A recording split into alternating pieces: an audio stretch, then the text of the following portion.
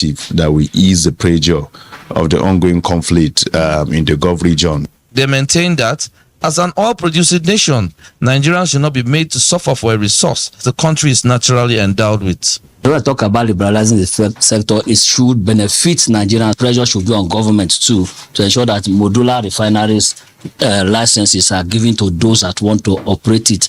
We are paying tax, we are paying VAT and all that. So at the end of the day, we are not even seeing where these resources are going to. And because they said if they remove fuel subsidy, we are going to enjoy electricity, we're going to enjoy fuel, we're going to enjoy. And at the end of the day, why are we still paying the kind of amount we are still paying? Beyond the current challenges, the stakeholders also called on the government to implement long-term measures to ensure affordable and sustainable access to energy for all Nigerians. Walker Squawkfoot, AIT News, Jos. And UNICEF has raised a fresh alarm over the persistently low access to early childhood education in Jigawa, Kano, and Katsina states. The officer in charge of UNICEF field office in Kano raised the concern at a two-day media dialogue on strengthening early childhood care and education.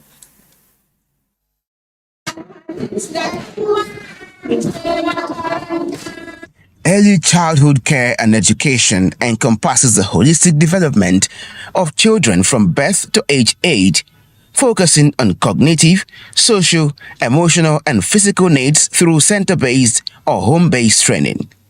During the dialogue, the UNICEF Chief of Field Office, Kano, Karimvia Singh, described early learning as one of the most powerful and cost-effective investments any society can have, stressing that failure to act now would deepen Nigeria's learning crisis. This period of 0 to 5 years is extremely important, and it's extremely important that we focus on children right from the homes to the preschool or pre-primary education, and then of course they go to the formal schools.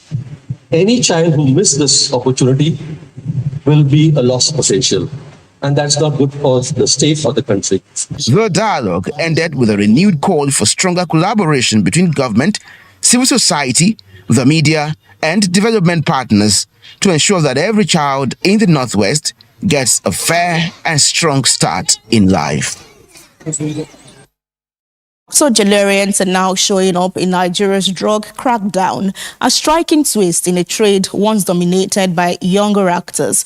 From deadly suspects caught retailing cannabis to major seizures across highways and urban markets, the latest weekly operations by the National Drug Law Enforcement Agency have led to the recovery of over 1,000 kilograms of cannabis variant, more than 140,000 tramadol pills and capsules, and other controlled substances in coordinated nationwide raids.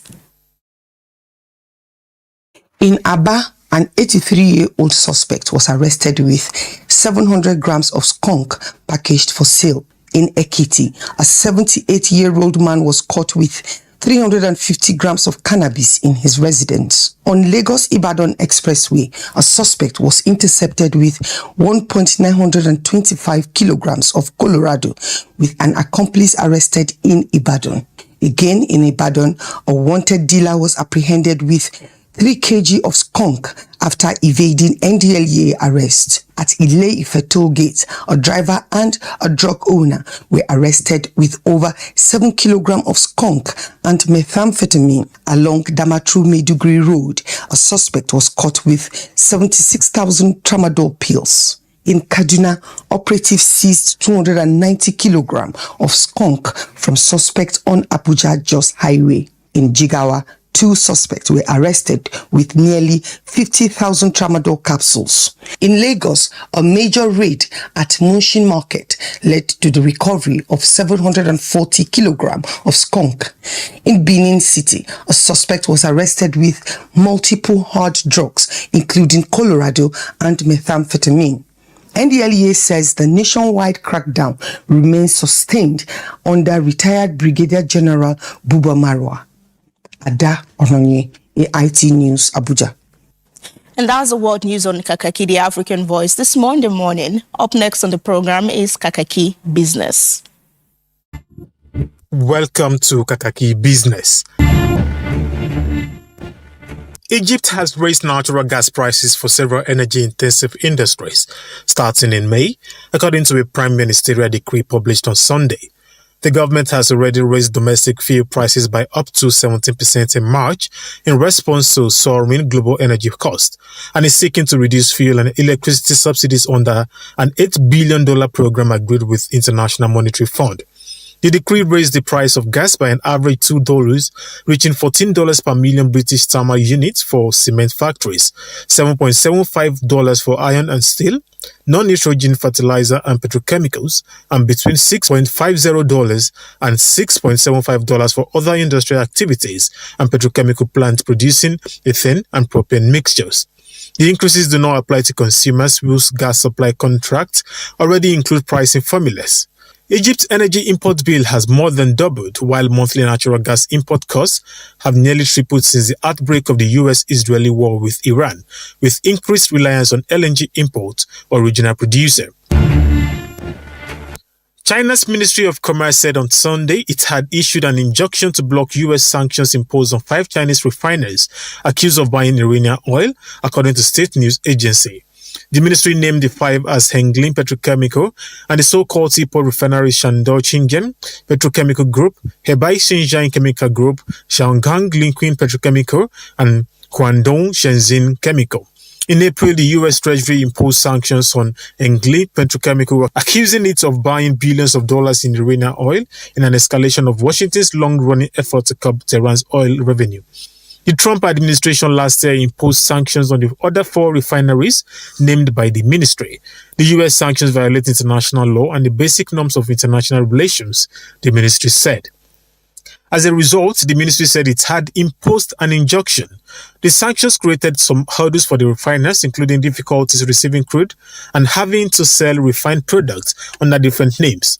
Teapot accounts for a quarter of Chinese refinery capacity, operate with narrow and sometimes negative margins, and have been squeezed recently by tepid domestic demand. Concerns that the Eurozone could slip into recession if the conflict in the Middle East continued are real and justified, and talks to end the Iran war will be key for the ECB monetary policy, Bank of Greece Governor Yanis Stournaras said. Stournaras, who is also a member of the European Central Bank's Governing Council, said in an interview published on Sunday in Cyprus that while the Eurozone economy was resilient, its momentum has weakened. So far, there has been no significant spillover effect from higher energy prices on inflation, but damage to energy infrastructure could bring inflationary pressures over the medium term, and uncertainty could halt investments and growth. A large but temporary overshoot of the ECB's target might require a measured adjustment to limit the second-round inflationary effect. The S&P Global Canada Manufacturing PMI rose to 53.3 in April 2026 from 50.0 in March, marking the strongest improvement in business conditions since June 2022. Production growth reached its highest level since May 2022, while new orders expanded at the fastest pace in over 4 years, fueled by a sharp increase in new export orders, the strongest since early 2022. This surge was largely driven by clients stockpiling due to concerns over product availability, supply chain disruptions, and price pressures linked to the Middle East conflict. Input buying also rose at the steepest rate since June 2022, while employment levels saw a slight increase and vendor delivery times lengthened at the greatest rate since March 2025.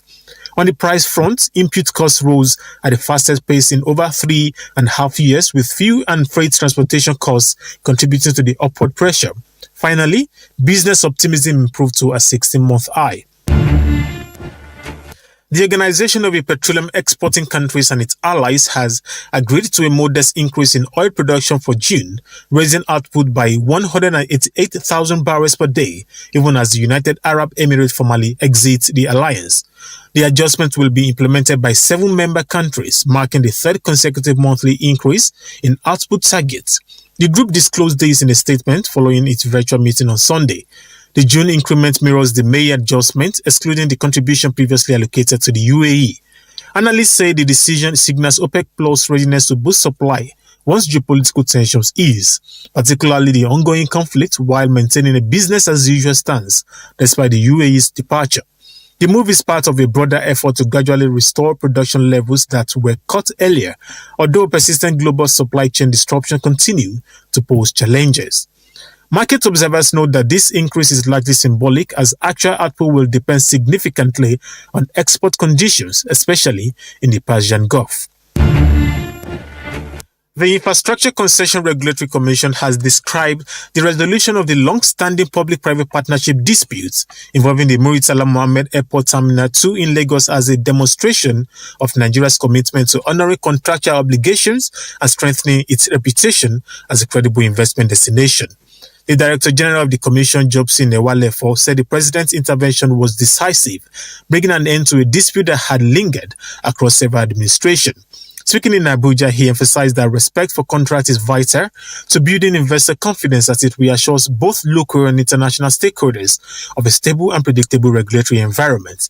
Ewalefo noted that the resolution was achieved through coordinated engagement among key stakeholders, including the Federal Ministry of Aviation, with due regulatory approval in line with established PPP guidelines.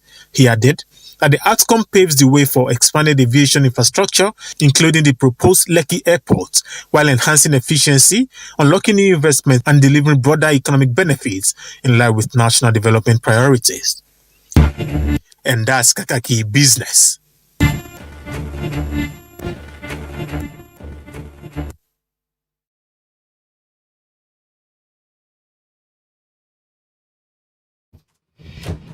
In the hallowed chambers where laws are forged and a nation's destiny is decided.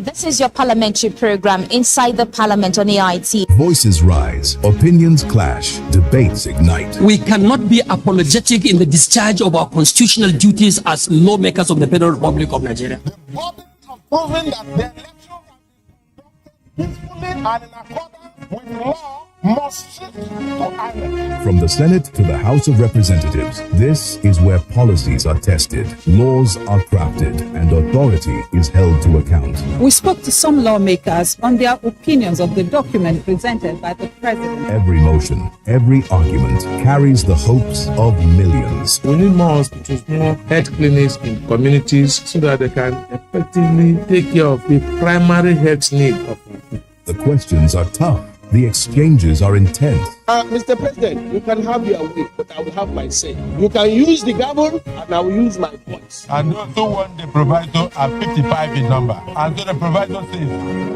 But who truly stands for the people? Who is driving the change that defines our tomorrow?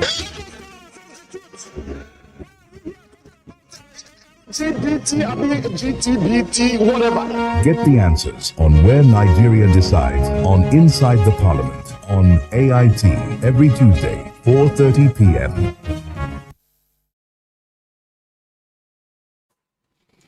All right, thank you so much for staying with us on Kakaaki, the African Voice, this Monday morning. And we want to take you to the streets of Calabar, the capital of Cross River State in South Nigeria this morning, where the sight of children living on the streets has moved from a rare occurrence to a daily reality. Now, from the busy Mary Slessor axis to the heights of refuse at the Lemna dump site, hundreds of lives, young ones at that, are unfolding in the shadows. Our correspondent in Emesit Ifiok reports on the deepening social crisis and the urgent call for intervention.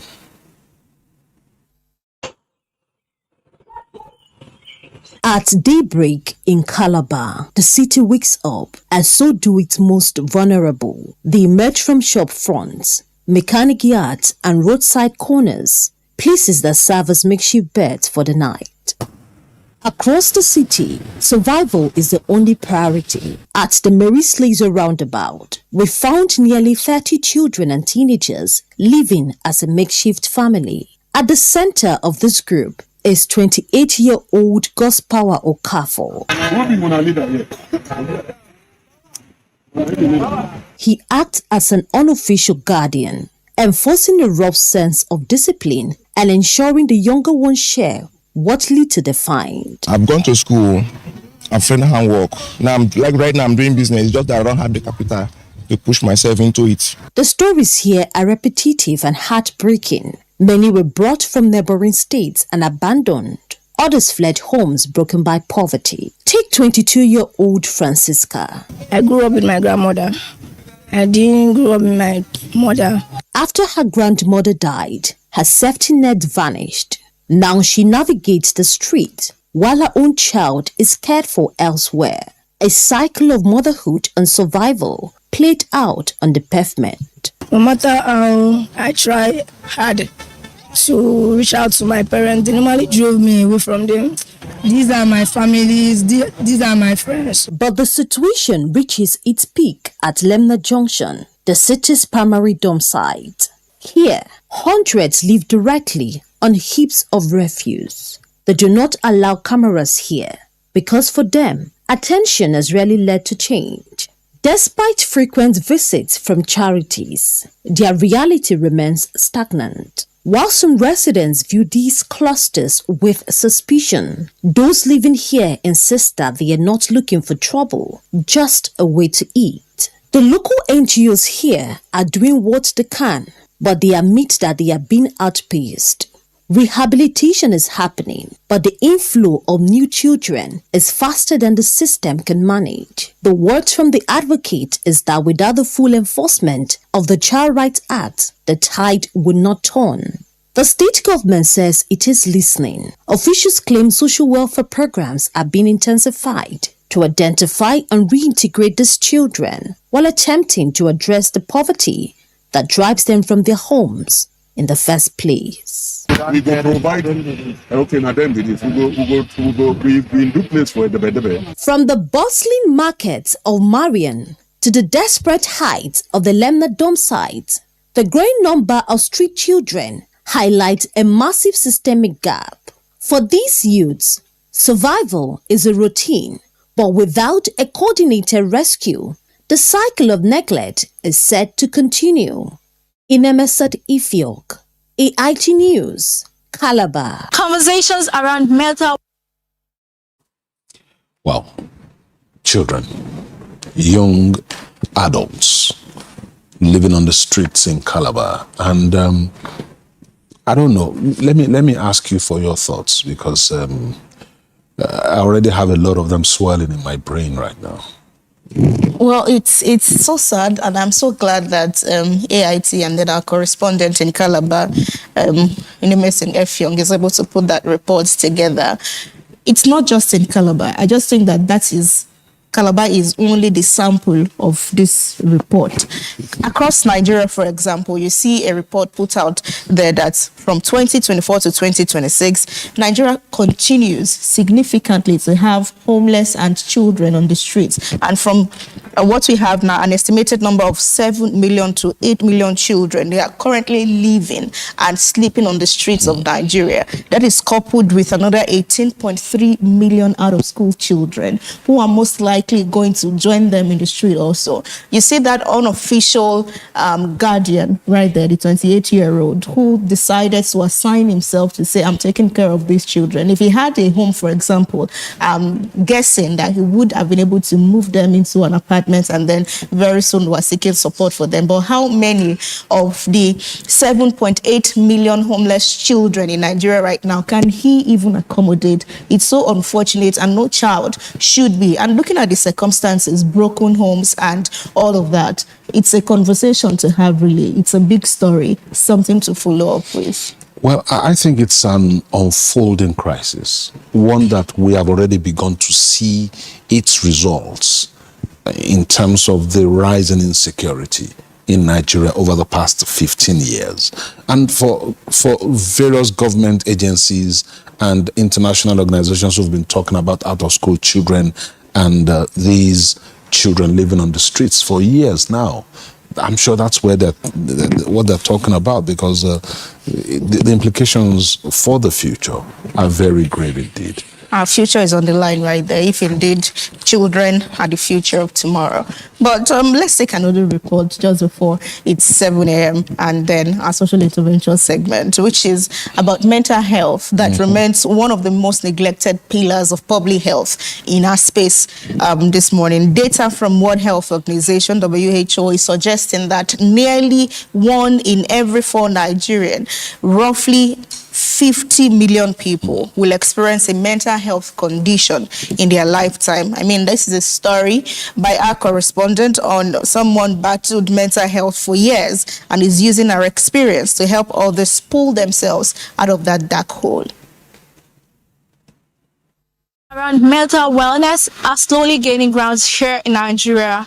But for millions, the struggle is still shrouded in silence, fueled by deep-seated stigma and a lack of accessible resources. For the vast majority, professional care remains out of reach for years, even decades. This was the story of Hawa Ojefu. Hawa's situation was quite complex. She was a victim of sexual violence who later was diagnosed with bipolar and post-traumatic stress disorder, PTSD. I was raped in my own bed and I had to see my rapist almost every single day for a year.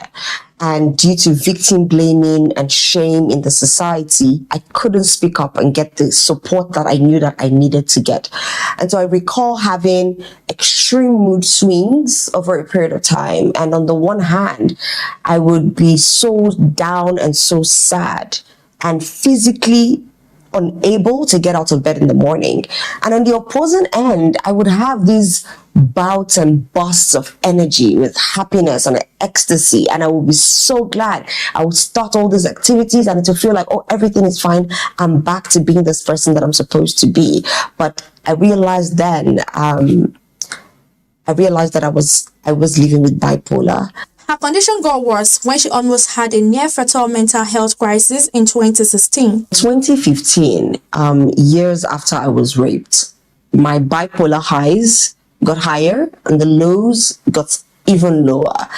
And what was once bearable and manageable, became so unbearable. She says the turning point for her was when she realized that staying silent would be a life or death situation. And so 2 months after her diagnosis, she began her battle by transforming her personal struggle into a mission to support others and advocate for mental health awareness. It took nearly 4 years for me to tell my family and friends that I had been raped.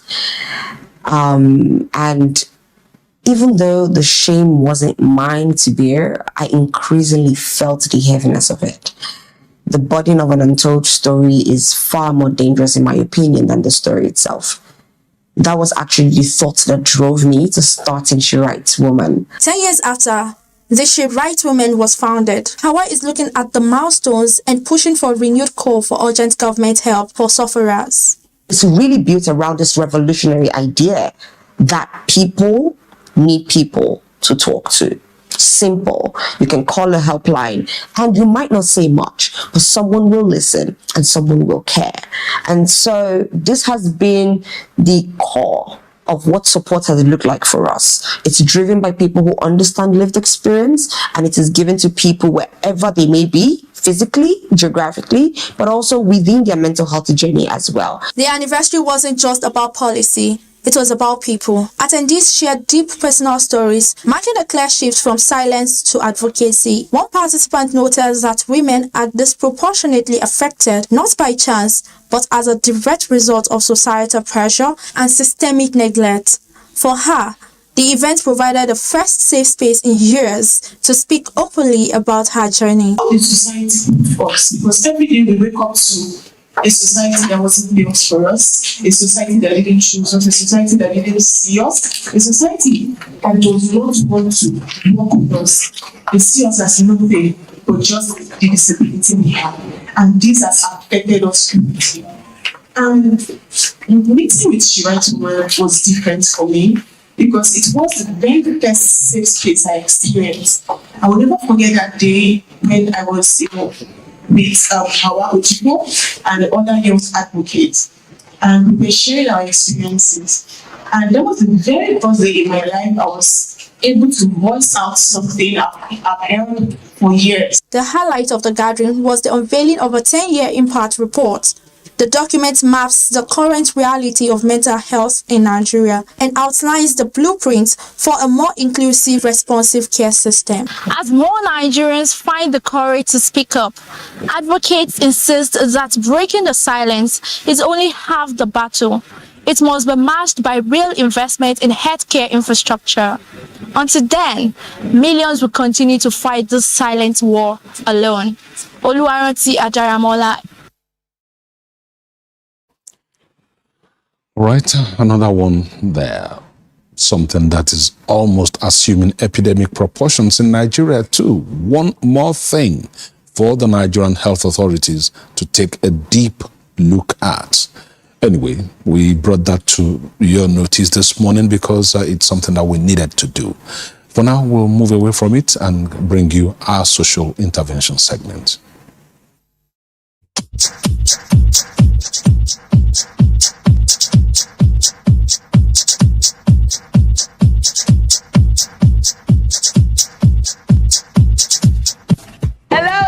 And welcome to Get Fit in 60 Seconds with Dr. Phillips. Now, everyone has 60 seconds in every day to spare. So if you're ready, let's go! Hey, welcome back.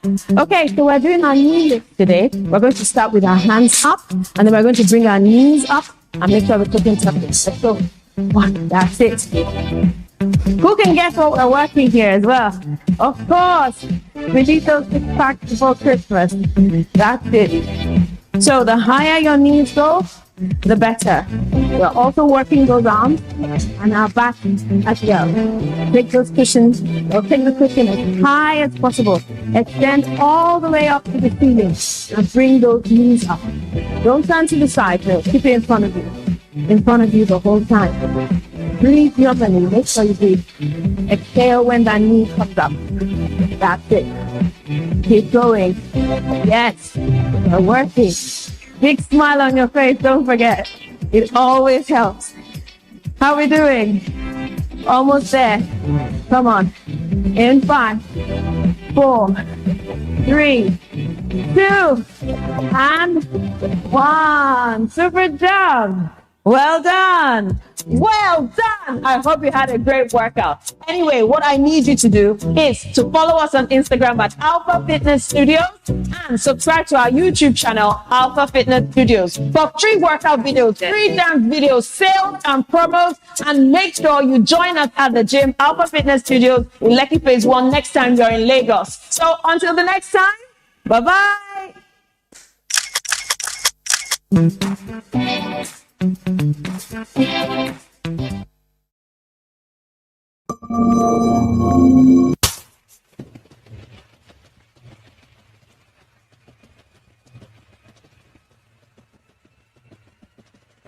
Hello, great people of Nigeria. Welcome to the Leadership Clinic. Today I'll be speaking to you on risk and reward.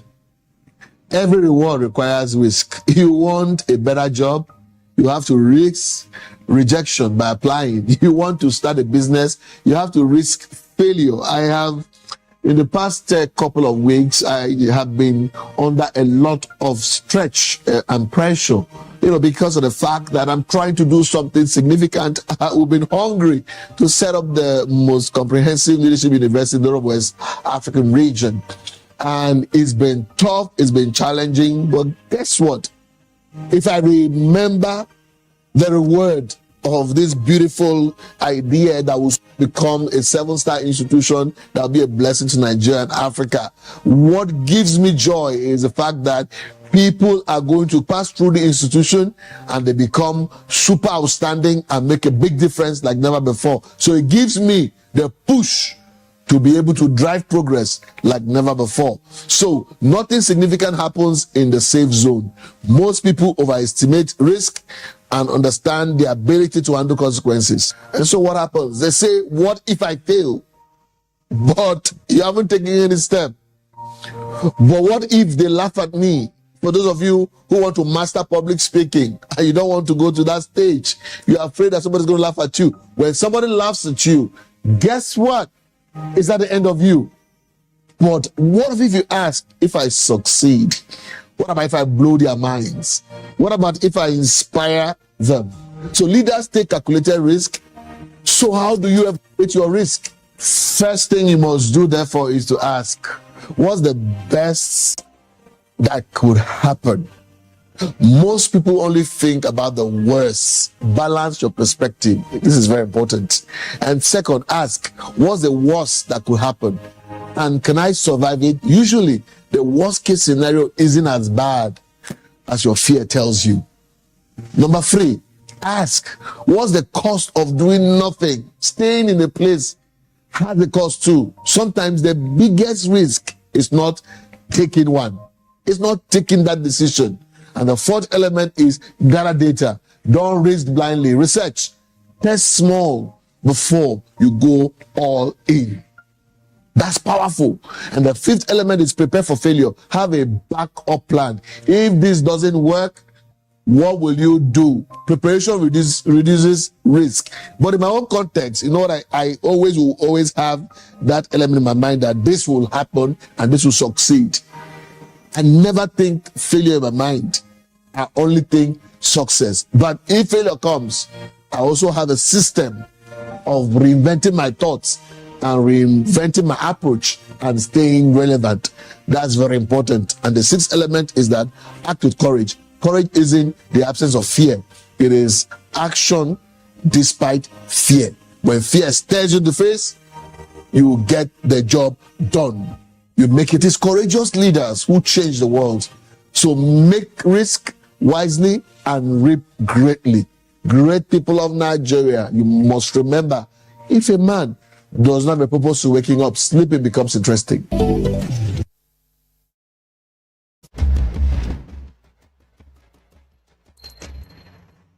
Have you ever wondered why you feel embarrassed that your child or your student is not like the other kids? Well, I totally understand the feeling of worry. Sometimes you feel you have a solution to helping your child or student overcome stammering, dyslexia, Down syndrome, and so on. Well, I remember stammering as a young child, and I could not even pronounce my name. But today, with the help of my parents and teachers, here I am. As a parent or teacher, you must believe in your child or your student. Give the child the opportunity to express him or herself and be patient to listen. Discourage laughing or mocking the child. You would be demoralizing the child or student if you do. And guess what? Everyone on the surface of the earth has a unique skill or talent. Do not overlook it. Make sure you discover the skill in that child and help to make it flourish. If a child cannot communicate effectively, teach the child to be patient and to choose his or her words carefully before speaking. When an impaired child or student realizes that you truly care, he or she would rest assured that he or she is not alone, and you may just be that child's motivation to be who he or she wants to be, confident and smart. Honestly, that's my 2 kobo.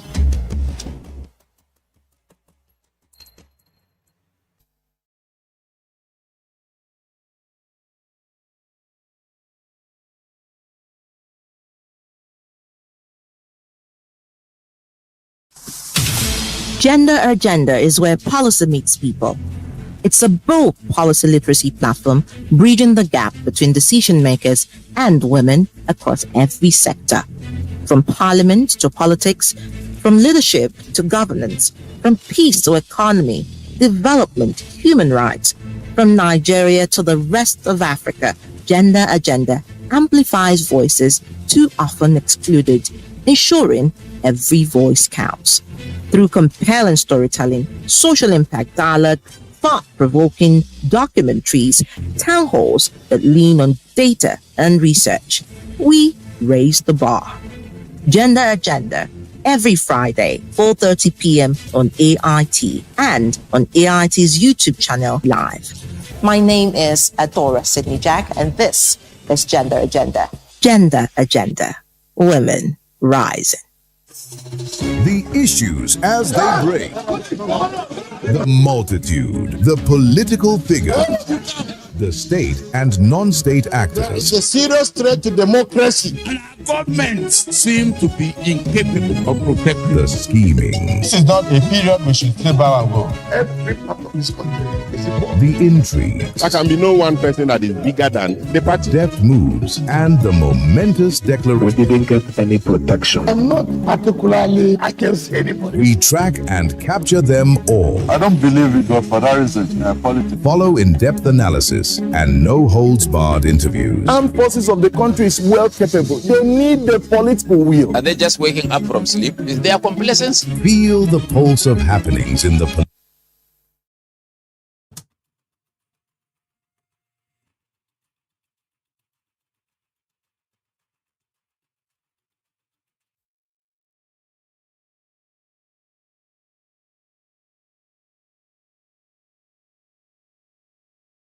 All right, thank you so much for staying with us. You are watching Kakaaki, the African Voice. It's a minute past 7 a.m. And of course, that's the time when we look at the top stories on the front pages of the Nigerian newspapers on this show. And this morning, we're not doing anything. We're not zooming anything this morning because both our analysts are here, our reviewers are here. Chris Kende-Nwandu, the CEO of CKN News, is here, joined by Dr. Lemi Ugewe. Good morning, gentlemen. Good to see the two of you side by side for the first. Chris used to be zooming in from Lagos or from Toronto or from Obo. It's nice to be here. Good morning. Thank you for joining us. Thank you very much. Thank you. All right, it's Politics Monday, so we'll go straight to it right now. The Authority this morning lists with politics, and it says 2027, Obi Kwankwaso joins NDC. Why I quit ADC? Obi is giving reasons there. Let's go now to this Nigeria 2027. Opposition splits as Obi quits ADC for NDC. The writers say Atiku Amechi battle for ticket. Lukman blasts Kwankwaso, says you can't run away from yourself.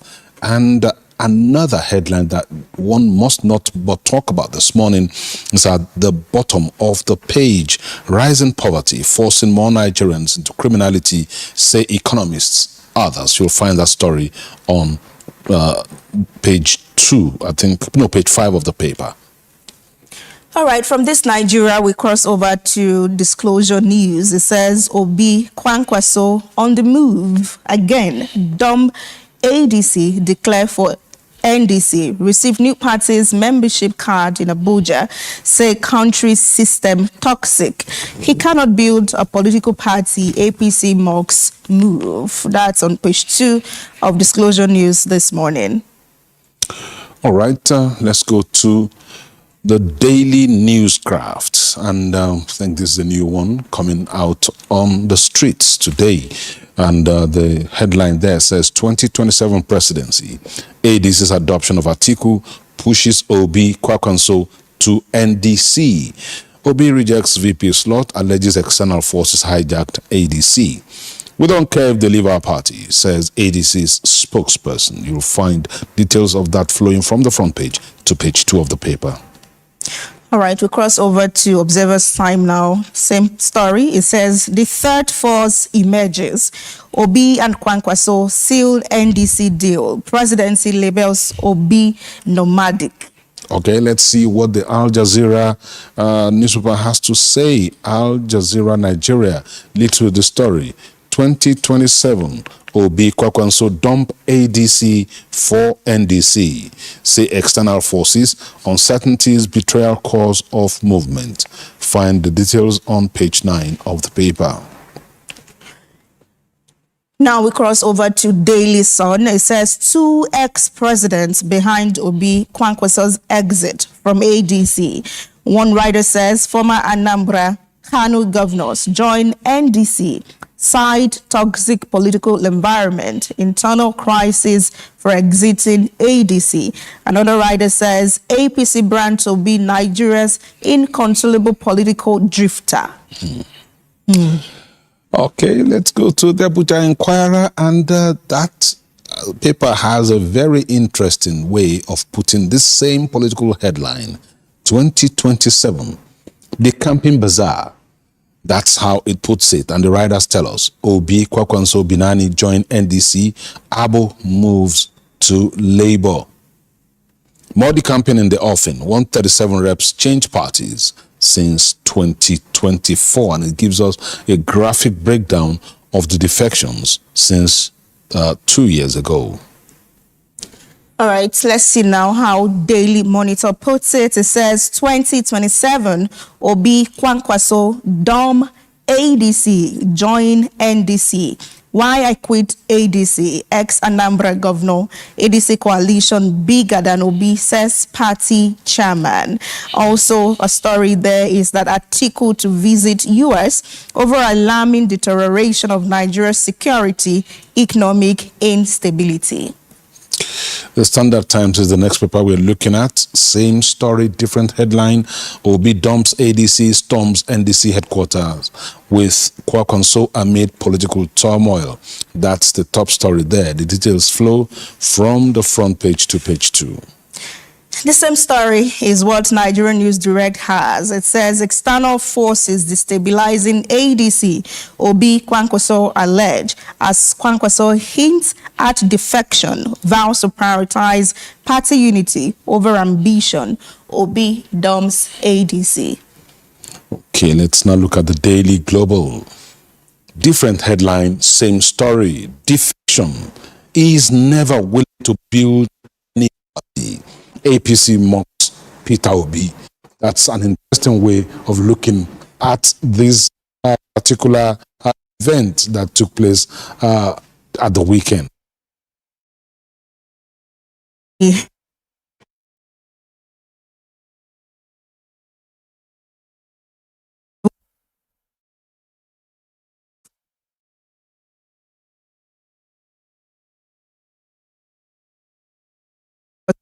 Join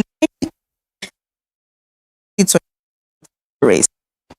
Okay, let's go to the business diary now. It says Nigerians switch to charcoal. Firewood as cooking gas hits 1,500 naira per kilograms. And of course, the story flows from the front page to page 2 of the paper.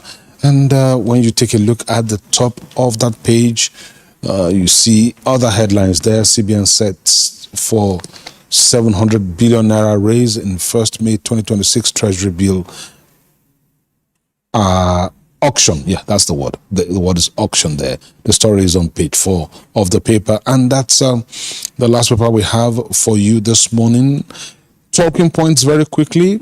Let's bring this to our reviewers this morning. Obi Kwankwaso joined NDC.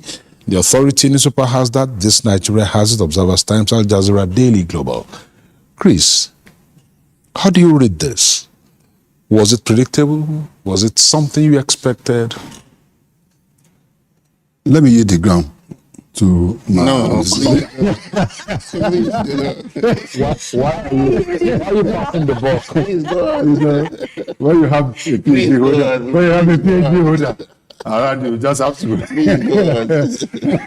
Thank you, sir.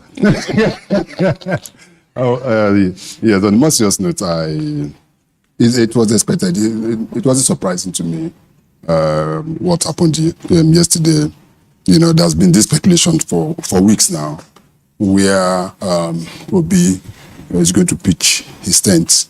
And when you start seeing the movement he was making a few days ago, or about a week or 2 ago, when he visited Kano. Remember when he visited the former governor of Kano, Obi Kwankwaso, and people were shouting his name. And after that, there was a statement created to the former vice president that he wasn't going to, Atiku Abubakar, that he wasn't going to yield ground to anybody, that he is interested in the presidency, and that this is going to be his last attempt at the presidency. So it's so obvious that something was going to yield. Then on the second part of it is that I felt, and I believe that if it's just to be a party man, being a party man, then an Obi in ADC is okay, whether he gets the ticket or not. But if his ambition is to contest the 2027 election, then definitely Obi must find a new platform, because it's obvious that ADC is already in the pocket of Atiku Abubakar, whichever you look at it. So the possibility of him getting the ticket in 2027 was very, very slim. So when that announcement came yesterday, it wasn't surprising, although it came too early because he resigned from the party yesterday. They resigned from the party yesterday. What he had was there going to be a declaration today, Monday. Why they fast forwarded it to Sunday is what I don't understand. On my personal note is that I felt personally when it comes to Obi, I felt that P2B shouldn't have defected to ADC. That's my personal opinion. And to ADC or to NDC? No, ADC. I'm talking ADC in the first place. Now I wanted to get you to be on. He shouldn't have defected to ADC in the first place. And I put that on my social media and yesterday. A lot of people will say, oh no, they say no. Because when you look at the structure of ADC and look at the hawks within the ADC as a party, it's not where P2B can personally fit in. I felt that P2B should have remained in Labour. This was the party where he contested the 2023 election and won over 6 to 7 million votes. And despite the crisis that we had in the party, people felt that, the whole aim was to be able to move him, take him out of Labour Party. But you still see that the governor of Abia State, Alex Oti, is still in the party. And that is the only governor that the Labour Party has. Then secondly, there have been court cases, but most of the court cases have been favoring his own version of the leadership, which is why you had till now, you still have Mrs. Nadi Usman, as even the Court of Appeal has just affirmed her position as the national. So I felt that he could have stayed at the Labour Party, try to galvanize it, play more role within that party, and eventually he may become the presidential candidate of the bet. What has happened, he has moved to NDC as of yesterday. That is the speculation is that he's going to be the presidential candidate of the party for 2027, and Kwankwaso is going to be his deputy. The whole aim is that Kwankwaso is looking at 2031, eventually, to become the presidential candidate of a party such as NDC. So how this is going to play out, but what it has opened up now is that what we now have now, we have now 3 parties. It's going to be a 3-party race: the APC, the ADC, and now the NDC. Then others will follow. But let's wait and see what happens in the next few. Whether the powers that be or those that have been going around putting some fire in the various political parties will not be able to do same with NDC. Whether the NDC in itself will be able to stand on its own and not get himself insured in so many internal crises that we've seen that bedeviled all the other opposition parties is another kettle of fish. But let's wait and see. Okay, waiting and seeing. Let's look at how the Daily Global puts it as we come to Dr. Ogegbe. It says, defection is never willing to build any party. APC mocks Peter Obi. A host of them yesterday, from Reno Omokri to Bayo Onanuga, they've described him as a political drifter. Even Felix Moka says, this is the antecedent for him as a pattern, according to Omokri. How would you review this headline, say, if we have to look at it from the lenses of Daily Global? Well, I think that Peter Obi may have taken the advice of President Bola Ahmed Tinubu when last year, when the defections from PDP became rife. The president then said these opposition parties are sinking ships, and the people in them, their members, do not have life jackets. So would they not rather jump out of the sinking ship to the APC, which is a firm ship without any potential to sink? I'm paraphrasing what the president said last year. So Peter Obi may just have heeded the advice of Bola Ahmed Tinubu, but this time he did not jump from a sinking ship to the APC. He decided to move to NDC. Remember, beyond whatever criticism, whether he builds a party or not, whether he stays faithful or not, because yes, I share the sentiments expressed by my brother CKN when he said he didn't think that Obi should have left Labour Party. Because again, it is really much better to have remained there. However, remember the kind of controversies that, dogged a Labour Party. It only took Peter Obi living there for them to realize that, okay, let's let this thing be. And before you know, Nenadi Usman, who was a faction on his side, took over and became, the party became a bit steadier. However, if you look at the condition of the ADC, you would see that even from the Supreme Court judgment, that there was just the temporary reprieve of restoring the leadership in the INEC with INEC. But the legal issues are still there. One, they are to return to the courts, Federal High Court, to begin to fight over whether or not David Mark and co are rightfully took over the party.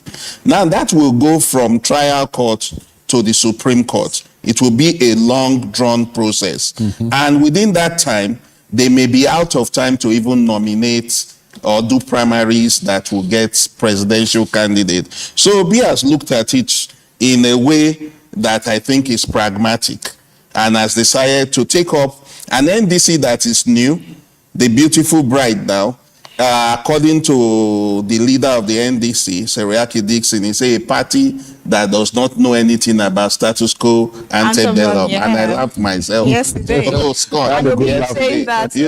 Obi is saying everyone interested in court sessions and court cases should not come. They should not come to the NDC. So for now, that seemed to really be the party unencumbered. I remember, beyond the fights for leadership of the ADC and all that, it's also a case instituted by an incorporated trustee of former lawmakers, where they went to court to say, based on Section 225 of the Constitution of Nigeria 1999 as amended, that certain political parties had not met the threshold, constitutional threshold of winning elections, and therefore they should be deregistered.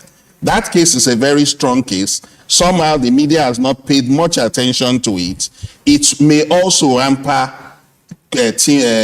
parties like ADC and co. So Peter Obi has looked at what is on ground, and I think it's beyond whether or not he wants to vie against Atiku for the party primary of ADC. You are only vying for a party primary if the law does not forbid you based on all of the litigation around. So it's safer on his part to have gone to a place where he can rightfully, whether through processes, whether through consensus, and the law is clear. You can emerge through consensus. So it's not anybody's fault. There is nobody who will get an opportunity to actually emerge through the system without going through all of the rigors, and the person will reject that process. However, Peter Obi has his work cut out, the NDC has his work cut out, and we are hoping that we will not wake up tomorrow and NDC suddenly begins to become a party that knows status quo antebellum and litigation begins to dog it. We hope not.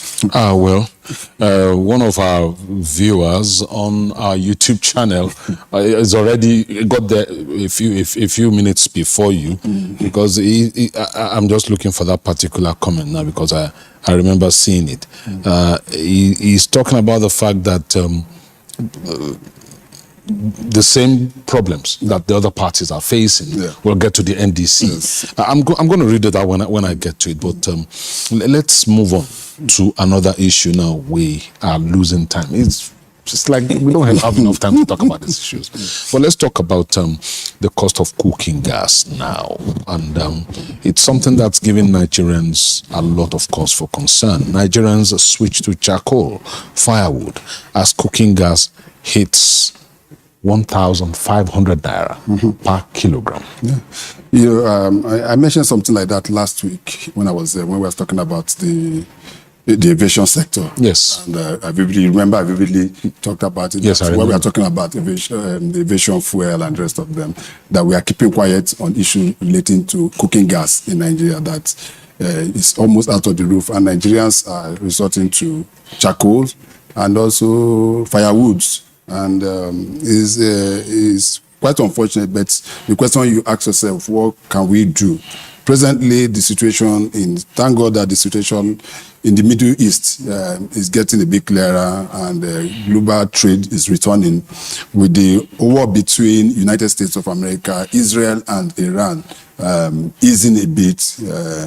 That particular channel through which most ship passes through seems to have the Strait of Hormuz. Yes, seems to have been opened, and I'm sure that in the next few days and few weeks, it will pick up. Global economy will pick up, and this issue of high cost of petroleum products, byproducts from petroleum, and the rest of them will come down, including our own petrol, where we buy a liter of fuel for as much as about 1,300, 1,400. These days, what I do, I don't even calculate this thing. When I just go to the liter and say, please, 10,000 naira. It makes it much easier and brings my heart at rest. Yes, for the sake of mental health. Yeah, just like to have my mental, because by the time I start calculating 1,004 and how many liters of oil I'm going to get, it becomes a problem for me. I just say, please, 10,000 naira. How much? 10,000, 15,000. Just put it. Let it take me from here to wherever I'm going to, and so it makes it much easier for me. But even beyond that, I think also there's a very good story, a story that we need to also to put it together. And I saw it on Global. And that was the issue, human angle story, which was yesterday the parade of the cops behind the killing of the young man in Delta State. Ephraim? Yes, Ephraim yesterday. Yes, Yes, Ogenemene.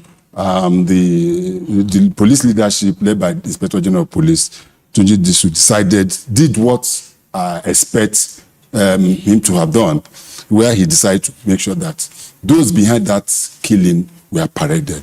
Because there have been a lot of, I don't know how to put it, on the part of our security agency within the last few days, you know, and I'm also expecting that the Nigerian army, which is also has been very, very, very active in issues like this in the past, where if any of their members get involved in issues of extrajudicial killings and arrest them, they also get them arrested, although they don't make their own noise, just like the police and other security agencies. They have their internal... But they are court-martialed. Yes, they are court-martialed. There is the killing of this young youth copper in Abuja that happened a few days ago. The one in Kubwa. Yes, the one in Kubwa. And the military, the first statement that was released by the police was that there was a shootout with armed robbers and the rest of them. But at the end of it all, the military seems to have taken that a bit back now when they visited the place and realized that that wasn't really what happened. It wasn't a stray bullet. Yes, it wasn't a stray bullet. So whether it was a direct killing, and there was no robbery, that was what we had. So I expect the military to also do the needful, just like the Nigerian police. But I have to commend the Nigerian police, because there have been a whole lot of rumor where they're asking whether some people even said that the body of the young man in April was taken away. Some said that some people were involved. All those issues were well cleared by the police yesterday, to be able to, and the Inspector General of Police assured Nigerians once again that henceforth any police personnel who takes the law into his hands is going to go in for it. And they have finished their investigation. They have dismissed the officers. They have handed over their file to the AGF for prosecution, and it's believed that anytime from today or tomorrow, this guy were going to face the full wrath of So they are no longer. No, they are no longer members of the police, and that sent a signal to every other person within the ranks, file and ranks of the Nigerian police, that if you think that just wearing the police uniform gives you the license to be able to misbehave, then the days of misbehavior is over. So that is what I wanted to take on that issue.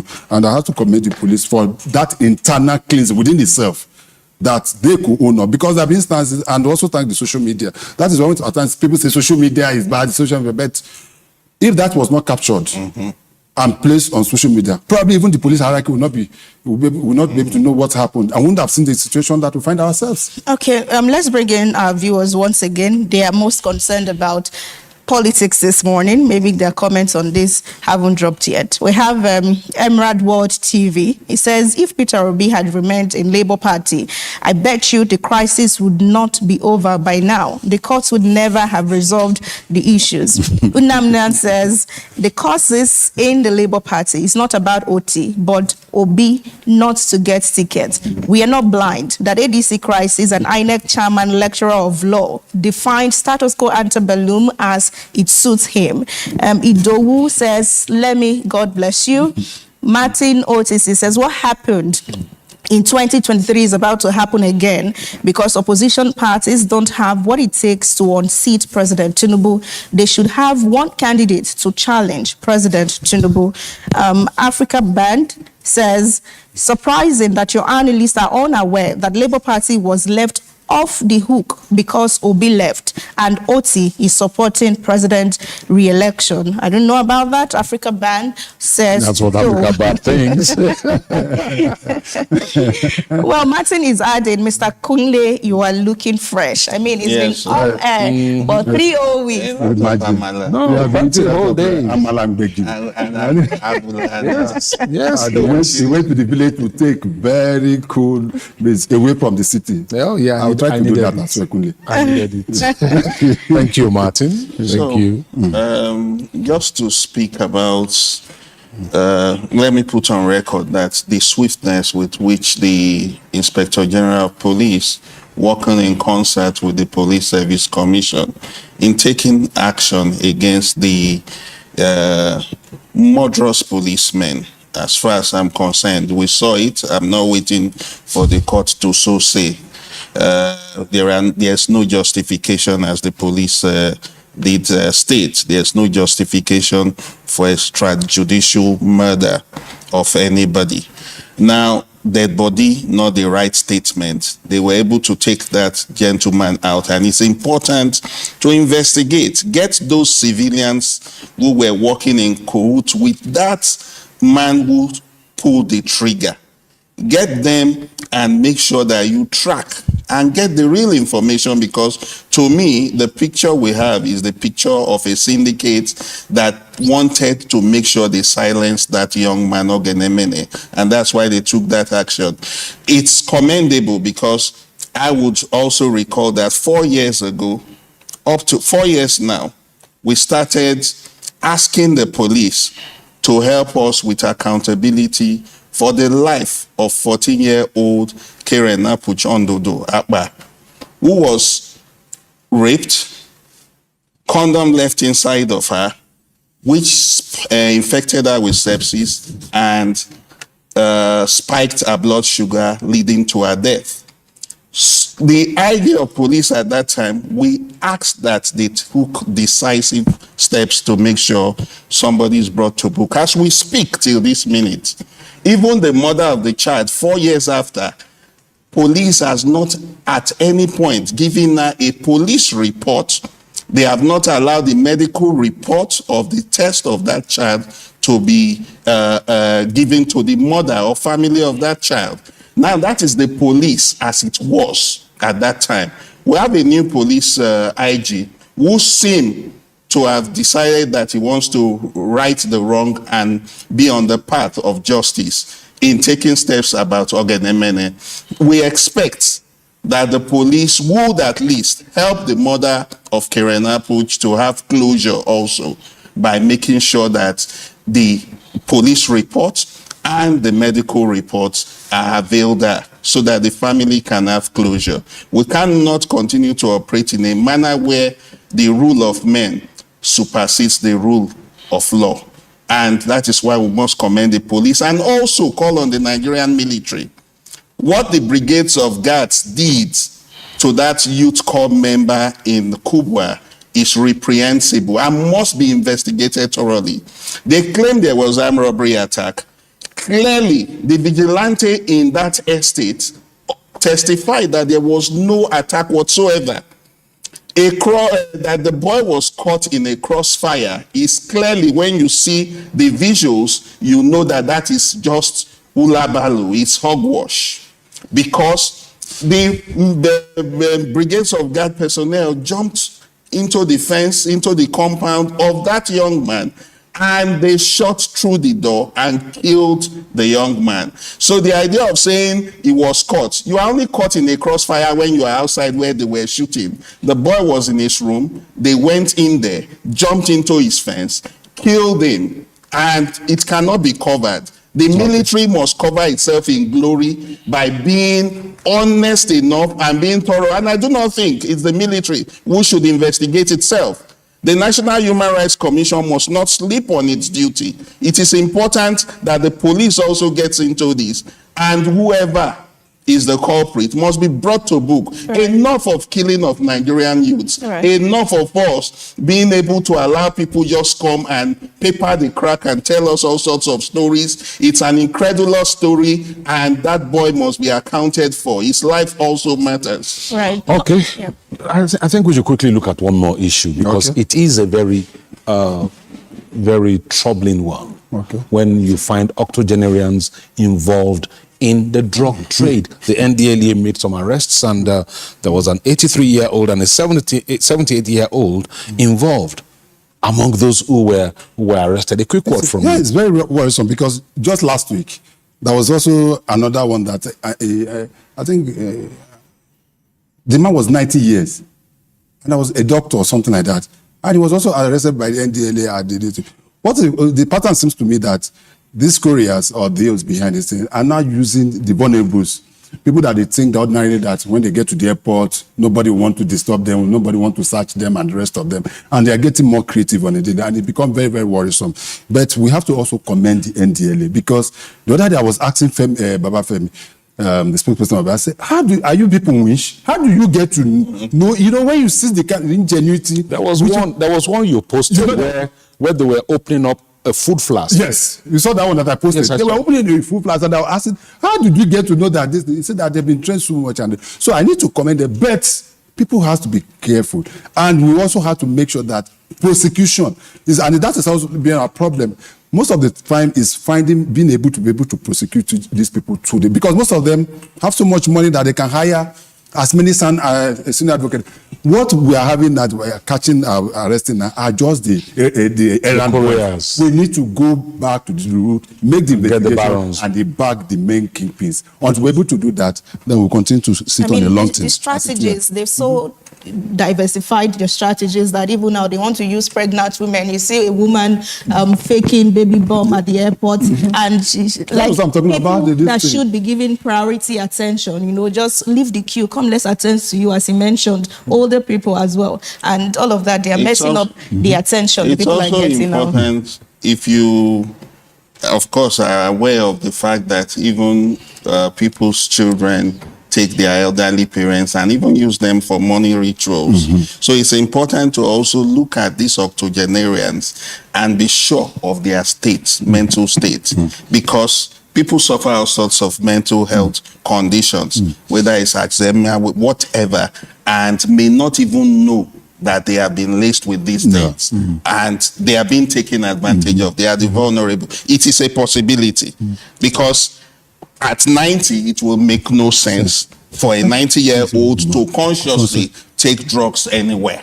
So it's important to also investigate it, because we will just continue to say, hey, 80-year-old man did this, 90-year-old, when it might just be that they are thoroughly being taken advantage of without them knowing.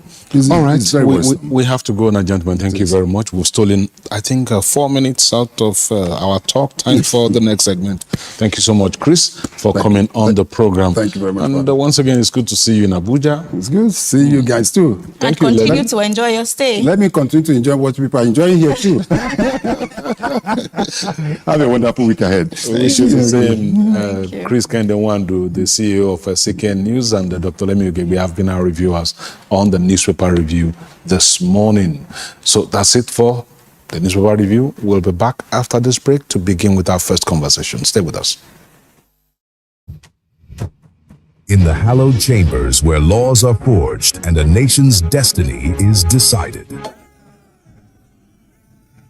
This is your parliamentary program, Inside the Parliament on AIT. Voices rise, opinions clash, debates ignite. We cannot be apologetic in the discharge of our constitutional duties as lawmakers of the Federal Republic of Nigeria. The burden of proving that the election peacefully and in accordance with law must shift to island. From the Senate to the House of Representatives, this is where policies are tested, laws are crafted, and authority is held to account. We spoke to some lawmakers on their opinions of the document presented by the president. Every motion, every argument carries the hopes of millions. We need more health clinics in communities so that they can effectively take care of the primary health need of people. The questions are tough. The exchanges are intense. Mr. President, you can have your way, but I will have my say. You can use the gavel, and I will use my voice. And those who want the proviso are 55 in number. And so the proviso says. But who truly stands for the people? Who is driving the change that defines our tomorrow? GTBT, whatever. Get the answers on Where Nigeria Decides on Inside the Parliament on AIT every Tuesday, 4:30 p.m. Gender Agenda is where policy meets people. It's a bold policy literacy platform bridging the gap between decision makers and women across every sector. From parliament to politics, from leadership to governance, from peace to economy, development, human rights, from Nigeria to the rest of Africa, Gender Agenda amplifies voices too often excluded, ensuring every voice counts. Through compelling storytelling, social impact dialogue, thought-provoking documentaries, town halls that lean on data and research, we raise the bar. Gender Agenda, every Friday, 4:30 p.m. on AIT and on AIT's YouTube channel live. My name is Adora Sidney Jack, and this is Gender Agenda. Gender Agenda. Women rise. All right, still Kakaaki, the African voice this Monday morning. Thank you for staying with us. Time now to go into our very first conversation. We did tell you at the beginning that we'll be talking politics first in our interview segment this morning, and that's where we're going into looking at the latest in the defection stories. Obi Kwakwanso, Peter Obi, former Anambra governor, and Rabiu Musa Kwakwanso, former Kano governor, moving from the ADC to the NDC. And that's what's topping almost all of the newspapers' headlines this morning. And that's what we're looking at. We have joining us virtually Habibu Saleh Mohammed, who is a spokesperson for the Kwakwansia movement. Habibu, good morning. Thank you for joining us. Good morning, Nigerians, and thank you for having me. Okay, great. We can hear you loud and clear, and the picture is clean. That's very good. We have joining us here in the studio Akinloye Oyeni, who is a political affairs analyst and, of course, is a legislative consultant. Thank you very much. Thank you very much for joining us too. Good morning, Nigerians. All right, Habibu, I'm going to start with you. What informed this latest movement? Because it's been a matter of weeks when your principal, Musa Kwakwanso, left the NNDP for the ADC. So what prompted this movement? Well, I think Nigerians are aware of the current situation with the ADC, with the legal tussle around that particular party, and also looking at the time frame and other internal dynamics of the party. It becomes apparent that staying there will, at the end of the day, lead to a situation where all key opposition figures are packaged in one place and probably be knocked out by the desire of the federal government and the present administration to ensure that no opposition survive, no political party outside APC actually functions. And you see, the reality is that that level of uncertainty could not guarantee having an alternative political platform for Nigerians to be able to make a choice come 2027. And I think that plus few other things informed the decision to move to a separate political party where we believe that despite the efforts of the federal government to stop or to put a spanner in all the political parties, we believe with the present reality, it will be better we move to a party that at least will guarantee our principal's participation into the election cycle 2027.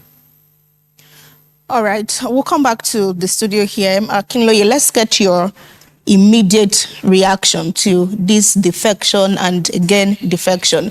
But before you speak, we'd like to mention and remind you that if you joined the show at 6 a.m., you would recall that we mentioned that we're expecting someone from the OBCAM, but he has phoned in that he will not be able to meet up. We had to mention that before we come to you. Oh, yeah. How do you react to Dr. this? Moses Paul, right? Yes. You see, it's not my own personal reaction. It's the way Nigerians have been reacting to it. And it's just that my own, I have a bit, I have to veer off a bit. You know, because when Obi was talking, he said he's moving away from ADC because ADC is jammed with all this litigation and the rest and the rest. And see, the problem about our let me just say, this so-called coalition people is just that, you know, you have to look where you are. If you are living a house that is about to get burnt, where you are going to, you don't go to another house that's going to be in distress.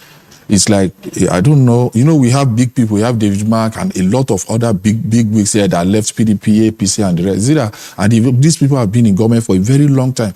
So that they don't know what is called due process or whatever. Well, we shouldn't forget this NDC they went to. You will have been hearing reaction flying around since yesterday that the NDC and APM, they are sharing the same national legal advisor.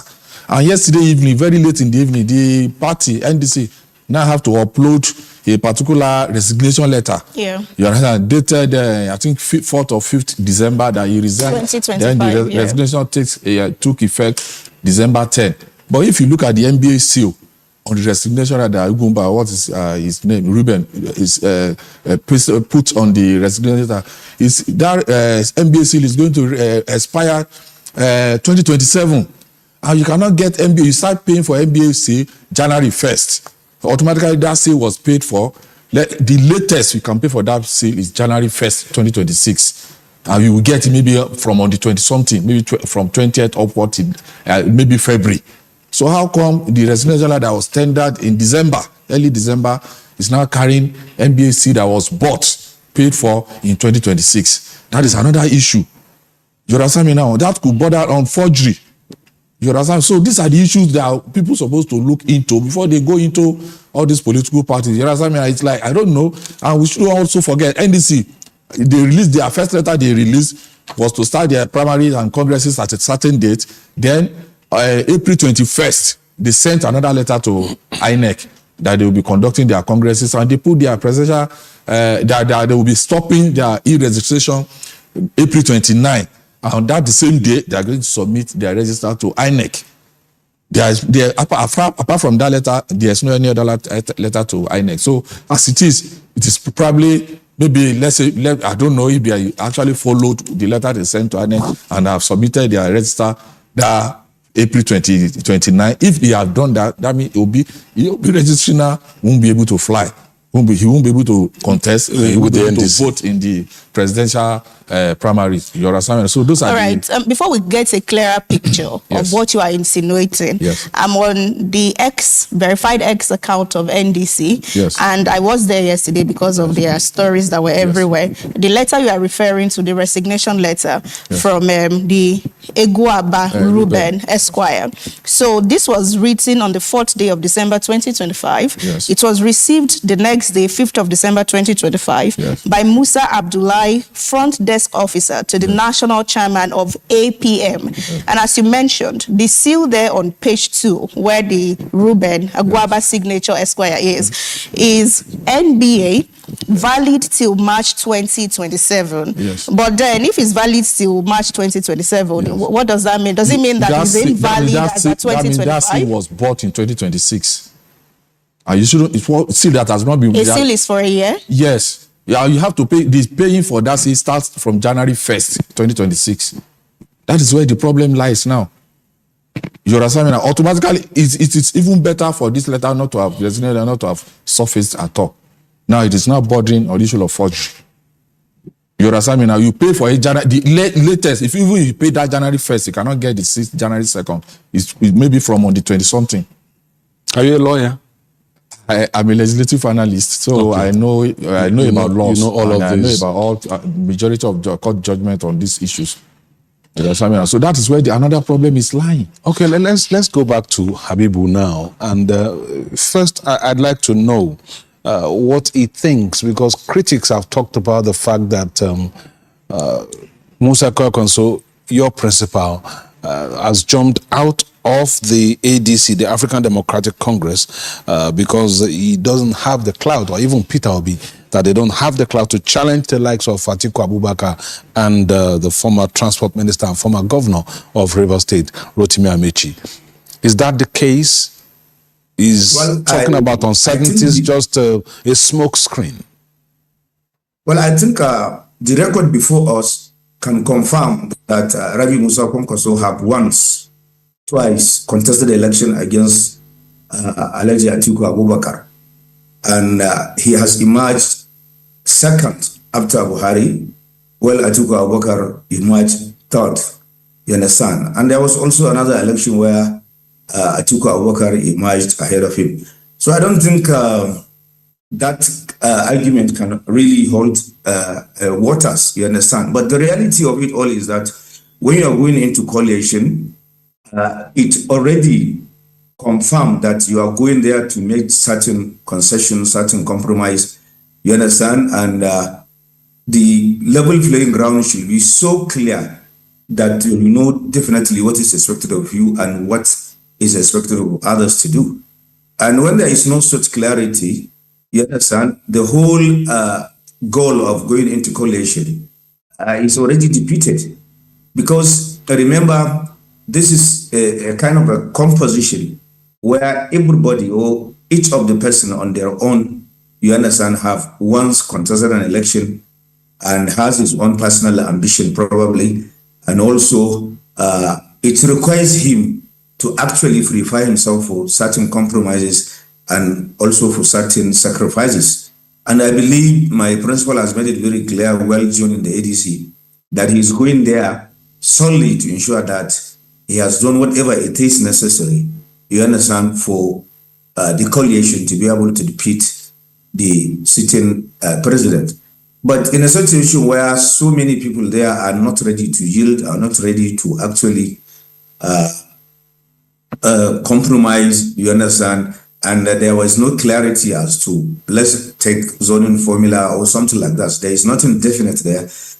It will end up just actually creating more chaos. And I think the most rational thing to do is for someone to absorb himself of that toxicity and move to a place where it's safer, it's clearer, and you'll be able to also at the same time knows exactly what are the expectations of him and the expectations from the other segment. And I think it's not just about whether you are afraid of contesting election. He has contested, he has been contesting election all his life. And he has been having a lot of contest, not at the national level as well. I don't think that argument really holds water. But if people want to really analyze, they should do a good work of going into the internal dynamics there, vis-a-vis the objective of the coalition, and be able to put it together and see whether that objective will be realized without hitches, without unnecessary rancor and what have you.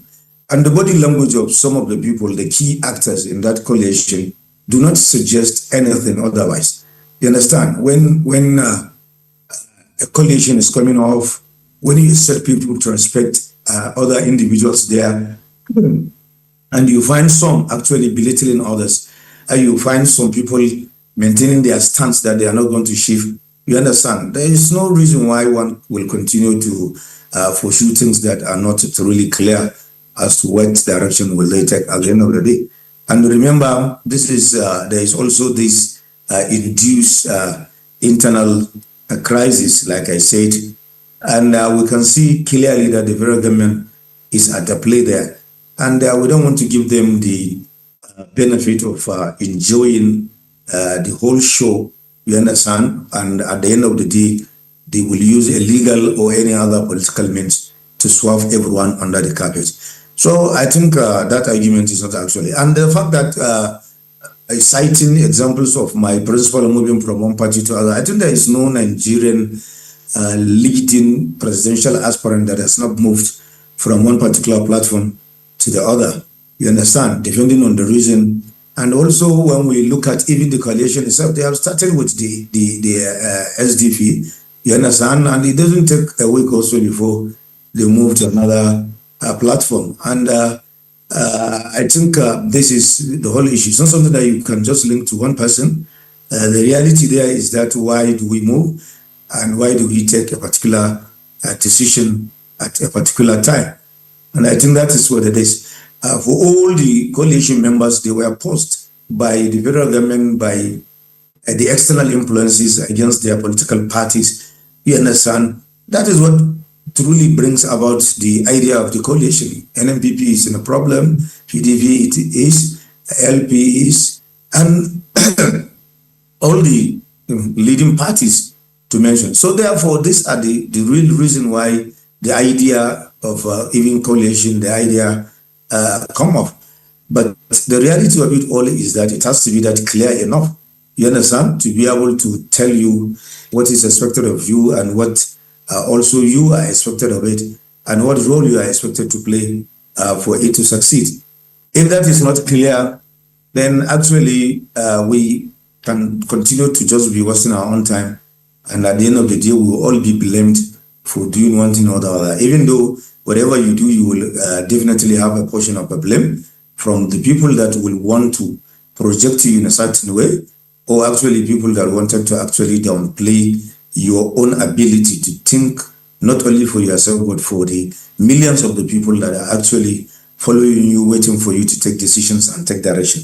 And I think any right leader will try as much as possible to take a rational decision that will have actually allow him to prepare an explanation to those that really matters, to those that really will have to understand why he took their decisions on their behalf. And my principal have not taken this decision without coming down to Kano to meet his immediate constituency, the entire stakeholders of Konkosia movement, and also all issues relating to litigations, party dynamics and whatever were all discussed. And unanimously the stakeholders actually endorsed the fact that it's imperative that we have to move to a SEPA, at least a SEPA political platform, you understand, that will allow for a participation in the election cycle. All right, Abibu. Thank you. We'll come back to you.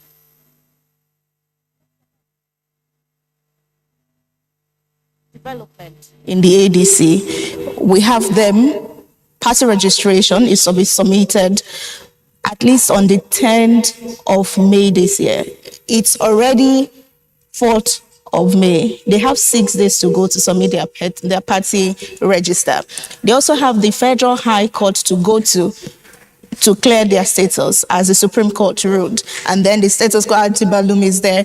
In their separate post yesterday, the NNPP, well, former NNPP boss now, Kwankwaso, said that the external forces that were employed to destabilize NNPP have also been brought into the ADC. Obitu, in his lengthy post yesterday, he says external forces that were brought in to destabilize the Labour Party have also been brought into the ADC, and that's their separate reasons for leaving. How would you say, or how would you react to the development, the events, the happenings in the ADC in the last month or so? You see, 2 of them, they are just complaining. They are politicians. A political party, you have 2 options. It's either to be a political party to grab power. The second is to play opposition. Both, if you are grabbing power, you have to play it very well. If you are serving as opposition, you have to play it very well. There are no external forces anywhere. Don't let those ones are political statements. So how would you describe the event so far in the ADC? People who are in NNPP that took NNPP to court, they are members of NNPP. You understand me? I'm coming. People who are in the ADC that took ADC to Kodibala is a member of ADC even before them. Even before them, you understand me now? In politics, you don't allow a crack. You know, I've been reading, like you have been saying, I've been reading that there are people have been saying the president is behind them, behind the crisis. If I'm the president, I will do more than that. If I'm APC, I will do more than that. I don't have to take what is in your hand. You can't disturb me. I want to retain power. You want to grab the power. I won't allow you to grab the power. I won't allow you. When you put your house in order, no outside that will come. There's a Yoruba language. In Yoruba language, we have this one balance in Yoruba land rather that when your wall is not cracked, when you don't have a cracked wall, lizard will not come inside. When you have your wall cracked, lizard will be hiding inside the cracks of the buildings. You understand me now? What they're supposed to have done is to have put that, like the issue of ADC. I think when they came, the issue happened. When they came, it started. I think July 2nd or thereabout when the Mark took over at Yaradua Center. The entire NWC, they said they resigned. All of them. Even Dibala was there. He agreed. He didn't say he didn't resign that day when Ralph Mosu was announcing it. But the problem started when when they said they resigned. What they're supposed to have done is to write to INEC to give INEC 21 days notice, because you cannot change, according to electoral, you cannot change your leadership without INEC being in the meeting. You have to write whether INEC now has discussion whether to be there or not to be there. That they are not there does not mean what you have done is not valid. But you have to write. You give 21 days notice. They have to be there. No notice was given to INEC. On that July 2nd or thereabout, the remark was installed. They resigned. And when you resign, you cannot call NEC. What they're supposed to have done, even writing 21 days to INEC, you will dissolve the NWC, not the NEC. The NEC will now reconvene. The high table will change. The sitting position will change. The NEC will now have to reconvene and give power to, will now appoint the Dumak and Co. as a caretaker. Are you getting more? They announced their resignation. The man who has now been, by his own mouth, being in resignation, now handed over to David Mark. When there was an uproar, when there was an uproar, I was part of those people. I think I was the first person that raised that issue. That how can you resign and install somebody without writing to INEC? The man came from resignation. He has left, I think a week later or 2 weeks later. He now wrote to INEC. Called for NEC from resignation. Ralph Wosu now wrote to INEC and convene NEC to now install the Mark properly. You understand me now? So what was supposed to have been done with good grace was now done with bad grace. Putting the cart before the horse. Before the horse. So that is where the problem started. And that issue now, when they now did not allow Bala to continue as national vice chairman, noticed they brought in Baba Chirilawa. That was where Bala went to court. All right, let me read something, please, that aligns with how you started. Yes. From YouTube, one of our viewers, Jonas Sudunsi 429, says, a lawyer can affix his seal on document at any time to confirm that he is the maker of the document. Probably, he only affixed the seal now when it became necessary to upload the letter. No, now. So he went to INEC yesterday. He went to APM office yesterday to go and fix the list and release it. No, you don't say. See, I've been a national publicity secretary of a political party. Well, if that resignation should happen, are you getting me now? Probably that person is their member. If that is not, and they're also saying that you've collected bribes too. No, I don't make those. They say you're biased. I don't make. I've collected. I will give my account number. They should check all my account numbers if I've collected money from anybody. I'm only saying what will save them the stress days ahead of them. You understand me now? Even you can see what they say. You are not going. If I've written to AIT that I resigned December, I will now come back. You people will now look for my file, open it. I will now fix my whatever, and I will now go back. I will now upload it. If a national public secretary, if a national legal advisor has done, or any else official, and you want to put another person, you understand me now? We're going to have to. The APM supposed to have written to INEC, attaching this letter to INEC. Now this person has left. We are bringing in a new person. We have to go now. But we'll keep our finger on this. Abibu, so much to talk about, but thank you for joining us this morning. We'll keep our finger on this issue because it's the raging political matter right now in Nigeria, and I'm sure all through the day we'll pursue it and probably into tomorrow. That's if something bigger doesn't break. Thank you so much, Habibu Saleh Mohammed, the spokesperson of the Kwakwansiya movement, for joining us virtually this morning. And Akinloye Oyini, we thank you too for joining us. We shouldn't forget it was Makinde. This they did at Ibadan. It was Makinde's program. For him to become the VP, that was what chased my Obi and Kwabas out of ADC. It's not because of any litigation or whatever. It's okay. Thank you so much. Thank you very much for having me. All right, we're going to break. When we come back, it will be according to Kakaaki social.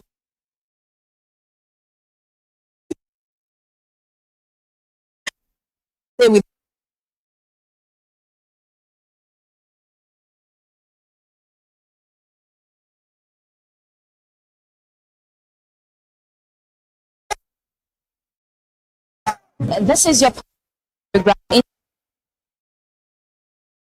Opinions clash, debates ignite. We cannot be apologetic in the discharge of our constitutional duties as lawmakers of the Federal Republic of Nigeria.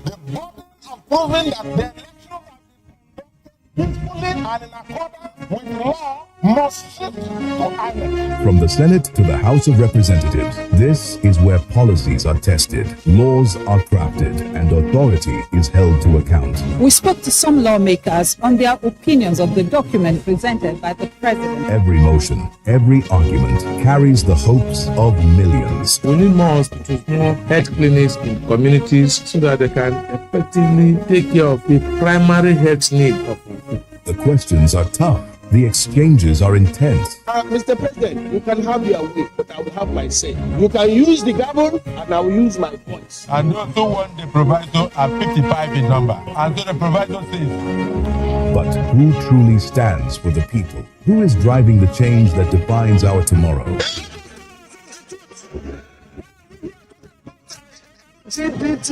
GTBT, whatever. Get the answers on Where Nigeria Decides on Inside the Parliament on AIT every Tuesday, 4:30 p.m. Gender Agenda is where policy meets people. It's a bold policy literacy platform bridging the gap between decision makers and women across every sector. From parliament to politics, from leadership to governance, from peace to economy, development, human rights, from Nigeria to the rest of Africa, Gender Agenda amplifies voices too often excluded, ensuring every voice counts.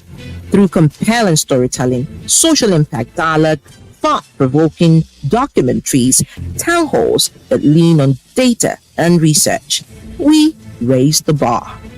Gender Agenda, every Friday, 4:30 p.m. on AIT and on AIT's YouTube channel live. My name is Adora Sydney Jack, and this is Gender Agenda. Gender Agenda. Women rising. The issues as they break. The multitude, the political figure, the state and non-state actors. It's a serious threat to democracy. And our governments seem to be incapable of protecting the scheming. This is not a period we should stay back and go. Every part of this country is important. The intrigue. There can be no one person that is bigger than the party. Deft moves and the momentous declaration. We didn't get any protection. I'm not particularly against anybody. We track and capture them all. I don't believe it, but for that reason, politics. Follow in-depth analysis and no-holds-barred interviews. Armed forces of the country is well capable. They need the political will. Are they just waking up from sleep? Is there complacency? Feel the pulse of happenings in the political arena on AIT Democracy Today. Widely acclaimed authority on politics. Monday to Friday, 7 p.m. Nigerian time.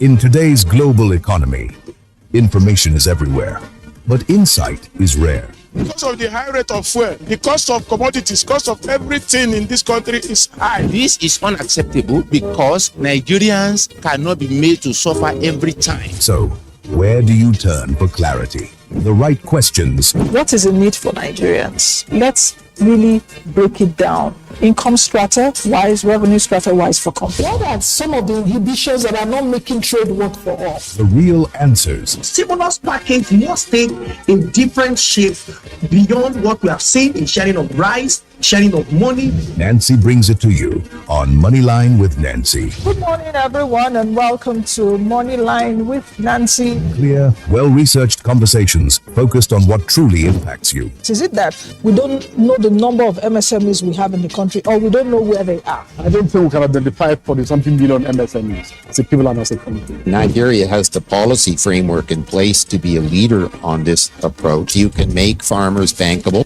Moneyline with Nancy now airs 10 a.m. to 11 a.m. Weekdays, live on AIT and online. If it matters to the economy, join us.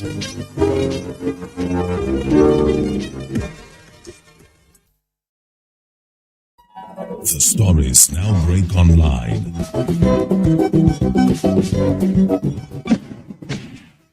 Don't miss anything from our real-time updates and exclusive content. Follow and participate in discussions on live TV studio programs to shape the narratives. Subscribe, engage, and share from AIT.live at AIT_online on X, AIT Online on Facebook, Official AIT Live on Instagram, TikTok, and Threads on YouTube. Stay connected with AIT on air, online. People, politics, and power brings context and clarity to issues and events in governance, democracy, and development. On People, Politics, and Power, we feature people who shape the events and define the issues. A lot of the agencies are still struggling with implementation of freedom of information. The government should come. We need Nigeria to work. We examine the interplay and interaction of politics with power and their impact on policies and the people. It's about getting the system to deliver the kind of electoral outcome that people will be happy with. People, Politics, and Power with Imoni Amarere. Will low-performing agencies be held to account? Or will the numbers fade after the headlines? 1 p.m. every Monday and Friday on AIT.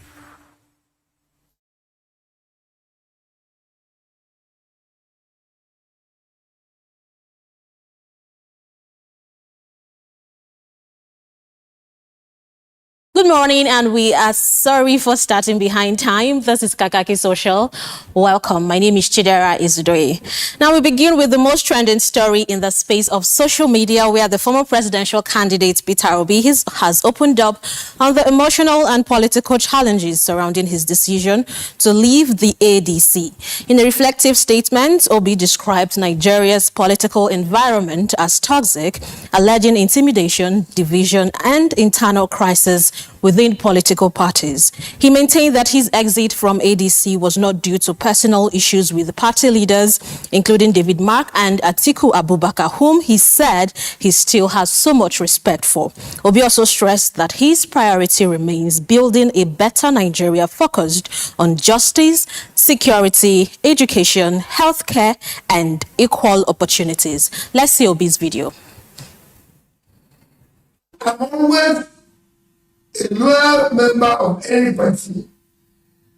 Yes, people will say, he has left this party, he has left this party, left this party. One day, those who are close to me will tell the story of how I left those parties. The truth is that every party I've left has been pushed to leave. This morning, somebody asked me a question about something and said, I don't say where there's a problem. I've never known you, whether in private or in public, quarrel with people. I don't say. I'd rather be the loser, be called a coward, and go out of it in peace than stay where there's quarrel. So if people tomorrow say, we don't want you here, I'll move on. That is not weakness. It is a virtue. Just like people will say it's simple. It is a virtue. People will say it's passion. It's a virtue. Okay, let's see what netizens are saying, because a lot happened between yesterday and today, and it's still going to be happening. Now, Precious Oriche says, man spoke to my soul. I truly respect is not weakness. Silence is not cowardice. We are just moving with you, and we are running with you, sir. Next. Our next user, Vivian, is saying, we live in a society where humility is taken for weakness. Respect is seen as lack of courage, and compassion is treated as foolishness. A system where treating people equally is questioned simply because you refuse to worship status, tribe, class, or power. This got me. You lead, we follow. And in the same line, another user saying a similar or something very different. In the same line, we have another reaction from Oseni, who says, Peter sent Obi, always the victim, with the laugh emoji. Please ensure the next party you are going to is squeaky clean, with no faction or court cases, though. We don't want to hear the state does not want you to be president again. Career politician making schoolboy mistakes. Oh, wow. And Slim is saying, what strikes me most about the statements is not politics. It's the fatigue beneath it.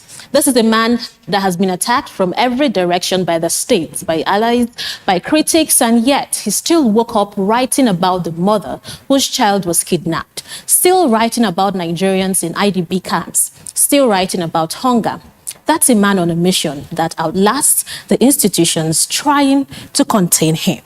And we have more reactions. Dr. Simi says, that is 4 political parties you have now resigned from. The next one won't be any better.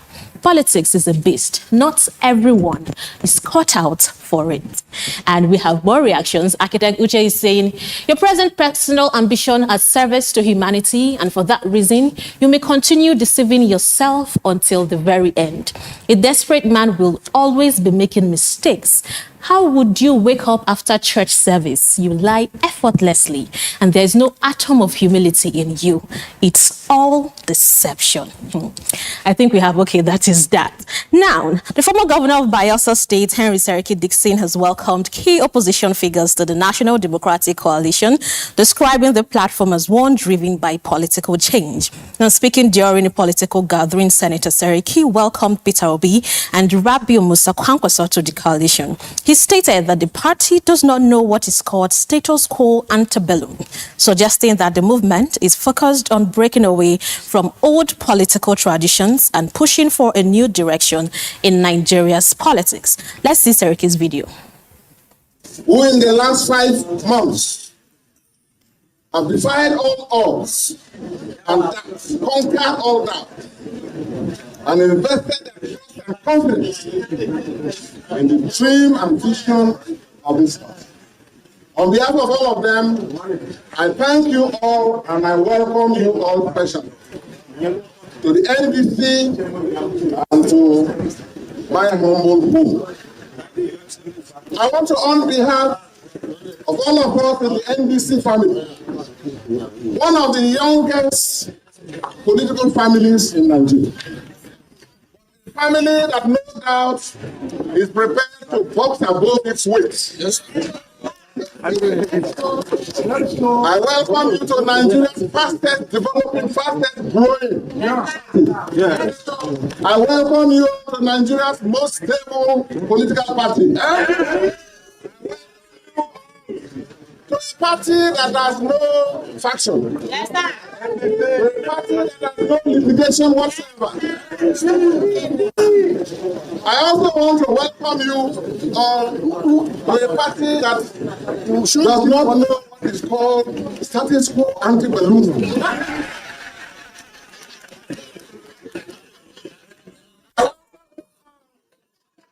A party for the Nigerian women and youth.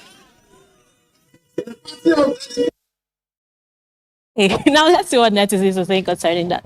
Now, Olalaye says, don't deceive yourself. This NDC has also been challenged by the ADA party that the NDC was not properly registered under the INEC law. It was registered through the back door. So Peter Obi will soon defect to another party very soon. Bookmark my statement. And Chebe says, Kwankwaso is tired. He's not used to this type of stress. Peter Obi could still tour 2 states by road after this meeting. Let him get some rest. Tomorrow is another day. And we have another user who says the real question isn't who is joining who, but But what are they offering Nigerians differently? A very legit question. And Citizen Olu is saying, the end of the road for Peter Obi. As I have always said, it is the majority of Nigerians whom Peter Obi and obedience abuse and insult with hate, bigotry and tribalism that will ensure his defeat in 2027. Obi and Atiku will never be president of Nigeria. They are merely tools to be used to divide the opposition votes. Game, set and match. Tinubu 2027 to 2029. And Emiloko says, I sure don't want to hear President Bola Ahmed Tinubu doesn't want democracy to thrive again. There are many parties now, so vote for your candidates and allow me to vote for my own candidate. A lot has been going on. But then let us continue. Following Peter Obi's defection from ADC to NDC, fresh political reactions have continued to trail the reported 2027 presidential admission of Peter Obi, with critics questioning his political direction and strategy ahead of the next general elections. In a strongly worded reaction circulating online, Bayo Onanuga, who is the special advisor on information and strategy to the president, described the former Labour Party presidential candidate as a political nomad, accusing him of pursuing personal political interest ahead of party loyalty. Now, this statement also claimed that Peter Obi may avoid a direct contest with key political figures such as Atiku Abubakar and Rotimi Amechi for the presidential ticket of the African Democratic Congress. But supporters of Obi, however, maintain that the former governor remains focused on issues of governance, accountability, and national development as political alignment ahead of the 2027 election continues to gather momentum. Now, this is Bayo's tweet where he says, "We told you so. The political nomad is on the move again." That is Peter Obi. Ignore all those reasons he gave in his illogical musings. Wow, a self-serving letter to his mob. Now, Bayo made this statement yesterday and netizens did not find it funny. Let's go see what they are saying. The next slide where netizens have been commenting about Obi's defection and Bayo's tweet. The next tweet, please. The next slide that has people's comments. Yes, and Ken Ejike. Now, Ken was calling out Rena and, reacting to all of this and says, no, I don't want to see Peter Obi as a serial defector, but rather a very principled man who doesn't allow people manipulate him. And he has a focus. In life, you must know when to leave and leave when the ovation is high. Only the wise will decide this. Obi plus Kwankwaso, Nigeria will go. Now, this was his tweet to Rena. And Mr. Fact is saying a political nomad in quotation mark, is giving you and the entire APC camp erectile dysfunction so much so that you can't even concentrate on dealing with pockets of insecurities within the country. And in the same line, another user says, from APGA to PDP to Labour Party to ADC and now NDC, Obi has confirmed to us that he is a political fugitive and a wanderer, a rolling stone that gathers no moss. How they can't manage a political party, but they are promising to manage a country. Netizens are not finding it funny. Now, Strip is saying, now only Peter Obi they give on a camp nightmare, not Atiku, not Amechi, or any other politician. That says a lot. And we have another user in the same line. Okay, now that is about that. Now, the African Democratic Congress, led by the former Senate President David Mark, has announced the nomination fees for dates and for the 2026 primary elections ahead of the next elections next year.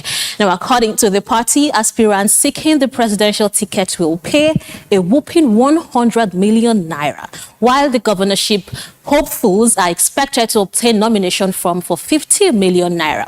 The party also fixed nomination fees for other elective positions. The senatorial aspirants are to pay 20 million naira, the House of Rep candidates 10 million naira, while those contesting for State House of Assembly seats will pay 3 million naira. The party further released its timetable for the primaries. That is so much money. But let's see what netizens are saying concerning what David Mark released yesterday, the prices of the nomination form. Now, Mother of Mercy Hospital says, but wait, are we running democracy or plutocracy in this country? How much are they going to earn in the 4 whole year if they don't loot? It's safe to say that party leaders send their flag bearers out to loot. Maybe he envisioned this this nonsense. Hence, he left the party. That's so much money. But Friday Daniels is saying, I trust obedience. They've started blasting the ADC they once supported. Why did Obi join a party without first having a concrete consensus agreement? Well, perhaps I ain't seeing what the elders are saying. And we have Engineer Abiodun who says the same I don't spend shishi on elections is now expected to drop 100 million naira with the laugh emoji. I am hungry. Nigerians are hungry. Yet the expectation is still 100 million spent. Nigeria remains highly entertaining. The more you observe, the more you are amused. Wow. And Uche is saying in a country that is the world's poverty capital, that is what politicians don't care about, or what politicians care about after winning elections. Their priority will always be to get back what they spent and even way more. And we have one more reaction. Okay, that is that. Now, concerns are rising over the activities of some house caretakers accused of exploiting tenants through inflated rent charges and hidden fees. A recent case making the rounds on social media involves a landlord who reportedly fixed an apartment at 165,000 naira. However, the caretaker on the charge of his property allegedly demanded more than 360,000 naira from prospective tenants before handing over the apartment. Let's see this video. But unfortunately, he has been doing something else. He will take to pay the local thing he wants to do. He said, one for you. I can pay 300. Your money is going to come back by you are a communication with him. People just move from one room to one room, 3 people. And I don't know what do this other guy waiting from moving from down to up. People just move from down to up. Jesus Christ. And you really what we are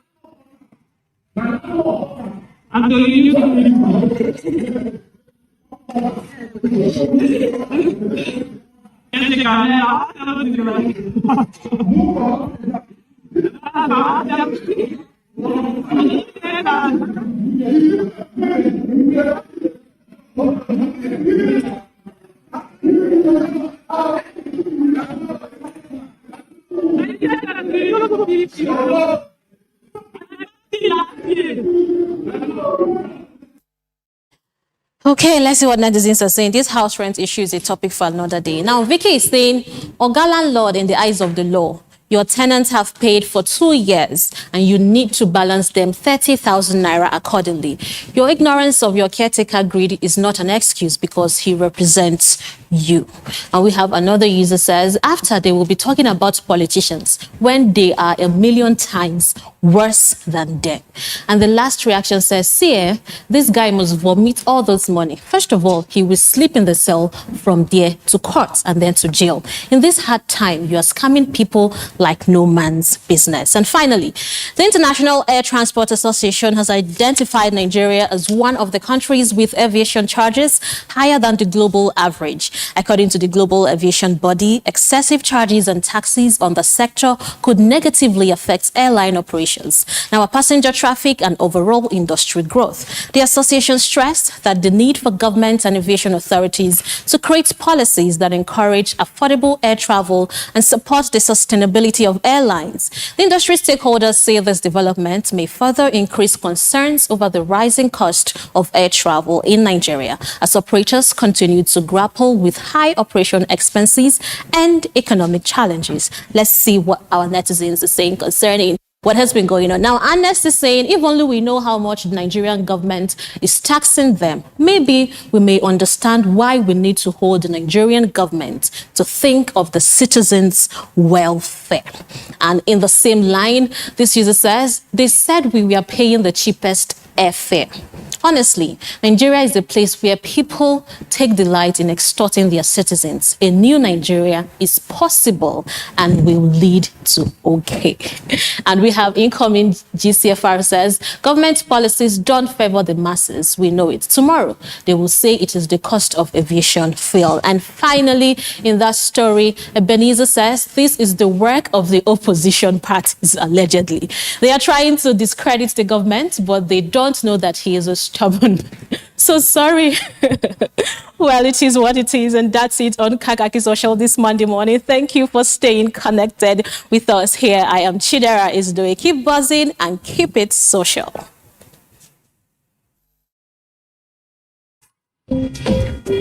My baba, they always say, for market, every day gets your own wahala.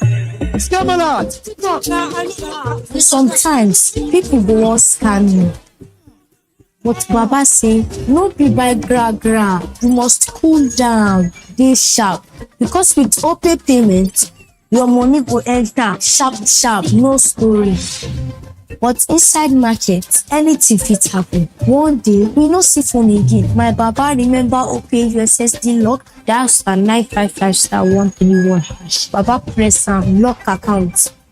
From market woman to driver, from small boy to big man. Now OPay, they protect people like us. My Baba fit sell, press phone, collect POS, and still they teach me price. And when they don't tire am, go just tap OPay night guard. We no fear for this our hustle life. Now OPay be the people payment shield.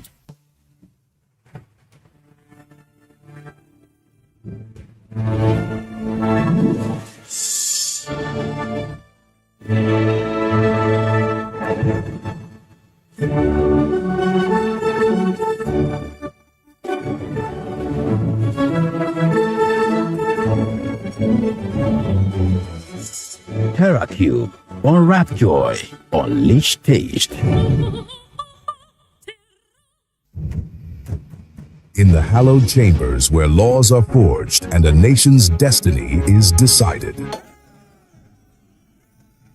This is your parliamentary program, Inside the Parliament on AIT. Voices rise, opinions clash, debates ignite. We cannot be apologetic in the discharge of our constitutional duties as lawmakers of the Federal Republic of Nigeria. Proving that the election peacefully and in accordance with law must shift to INEC. From the Senate to the House of Representatives, this is where policies are tested, laws are crafted, and authority is held to account. We spoke to some lawmakers on their opinions of the document presented by the president. Every motion, every argument carries the hopes of millions. We need more hospitals, more health clinics in communities so that they can effectively take care of the primary health need of our people. The questions are tough. The exchanges are intense. Mr. President, you can have your way, but I will have my say. You can use the gavel, and I will use my voice. And those who want the proviso are 55 in number. And so the proviso says. But who truly stands for the people? Who is driving the change that defines our tomorrow?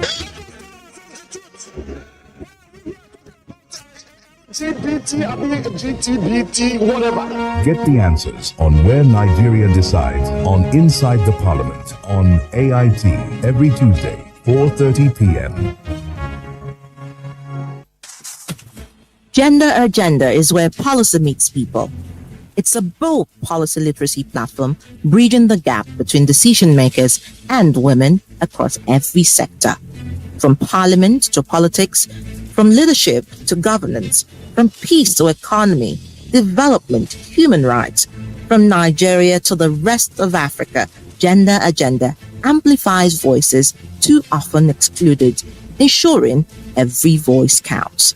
Through compelling storytelling, social impact dialogue, thought-provoking documentaries, town halls that lean on data and research, we raise the bar. Gender Agenda, every Friday, 4:30 p.m. on AIT and on AIT's YouTube channel live.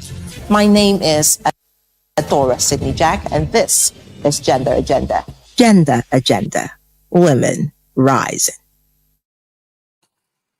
Thank you so much for staying with us on Kakaaki, the African Voice. This Monday morning. Time now to move on to our second conversation, and we'll be looking at UNESCO, Nigeria, and media literacy with Dr. Sharon Omotosho, who is the Director, International Media and Information Literacy Institute. She's joining us virtually this morning. Good morning, Dr. Omotosho.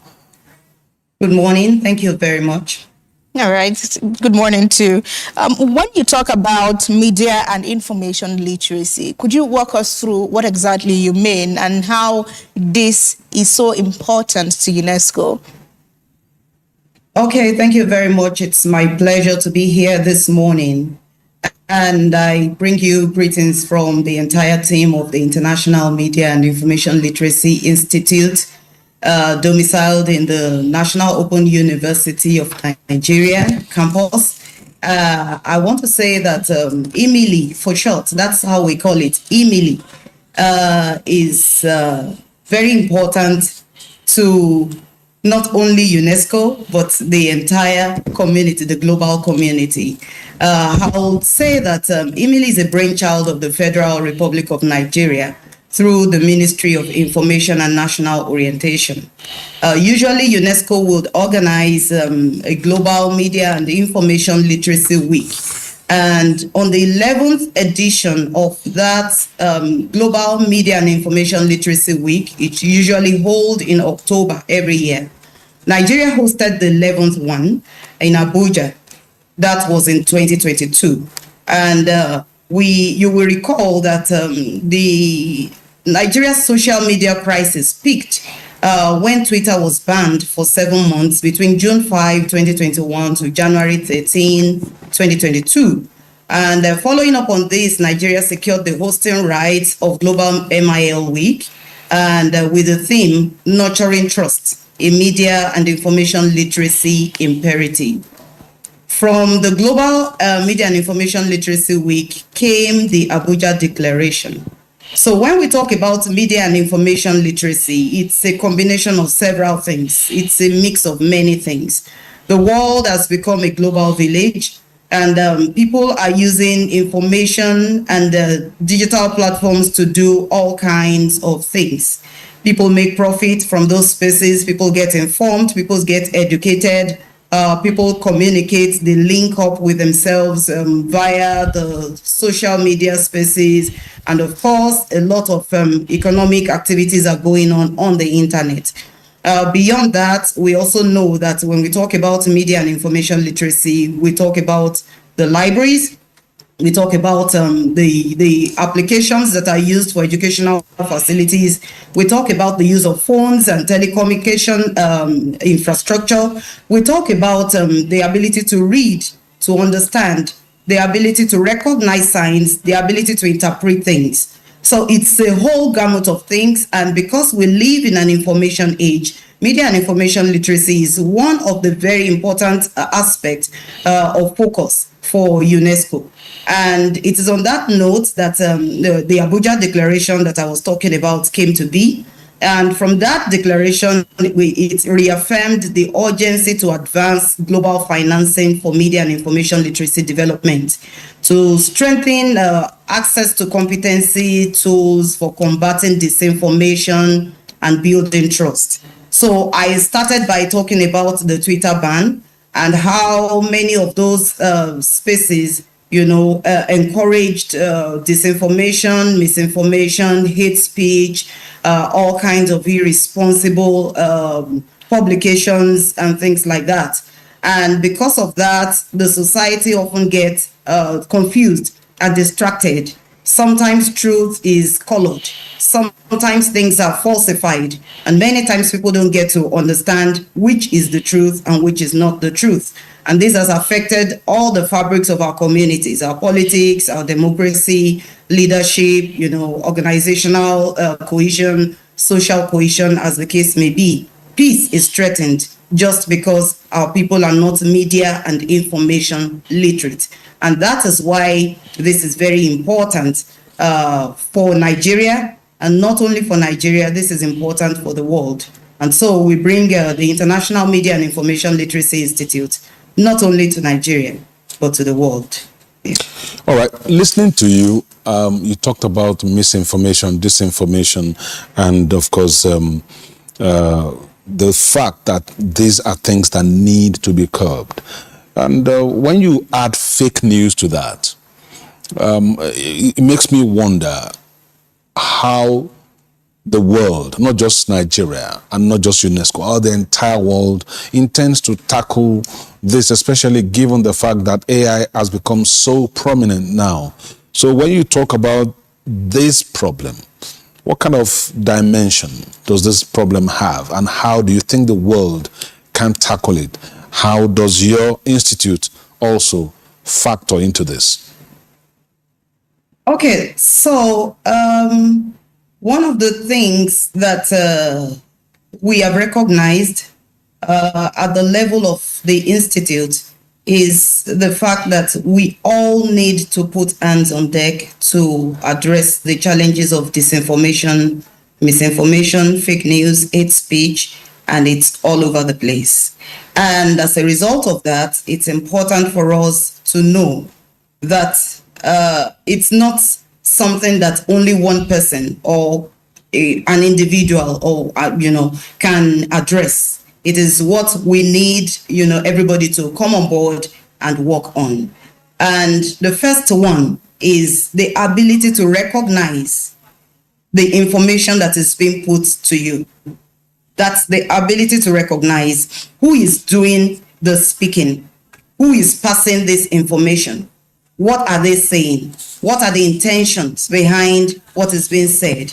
What action are they trying to elicit? What is the implication of those acts and the things that would come out, from whatever thing that we are exposed to via the media?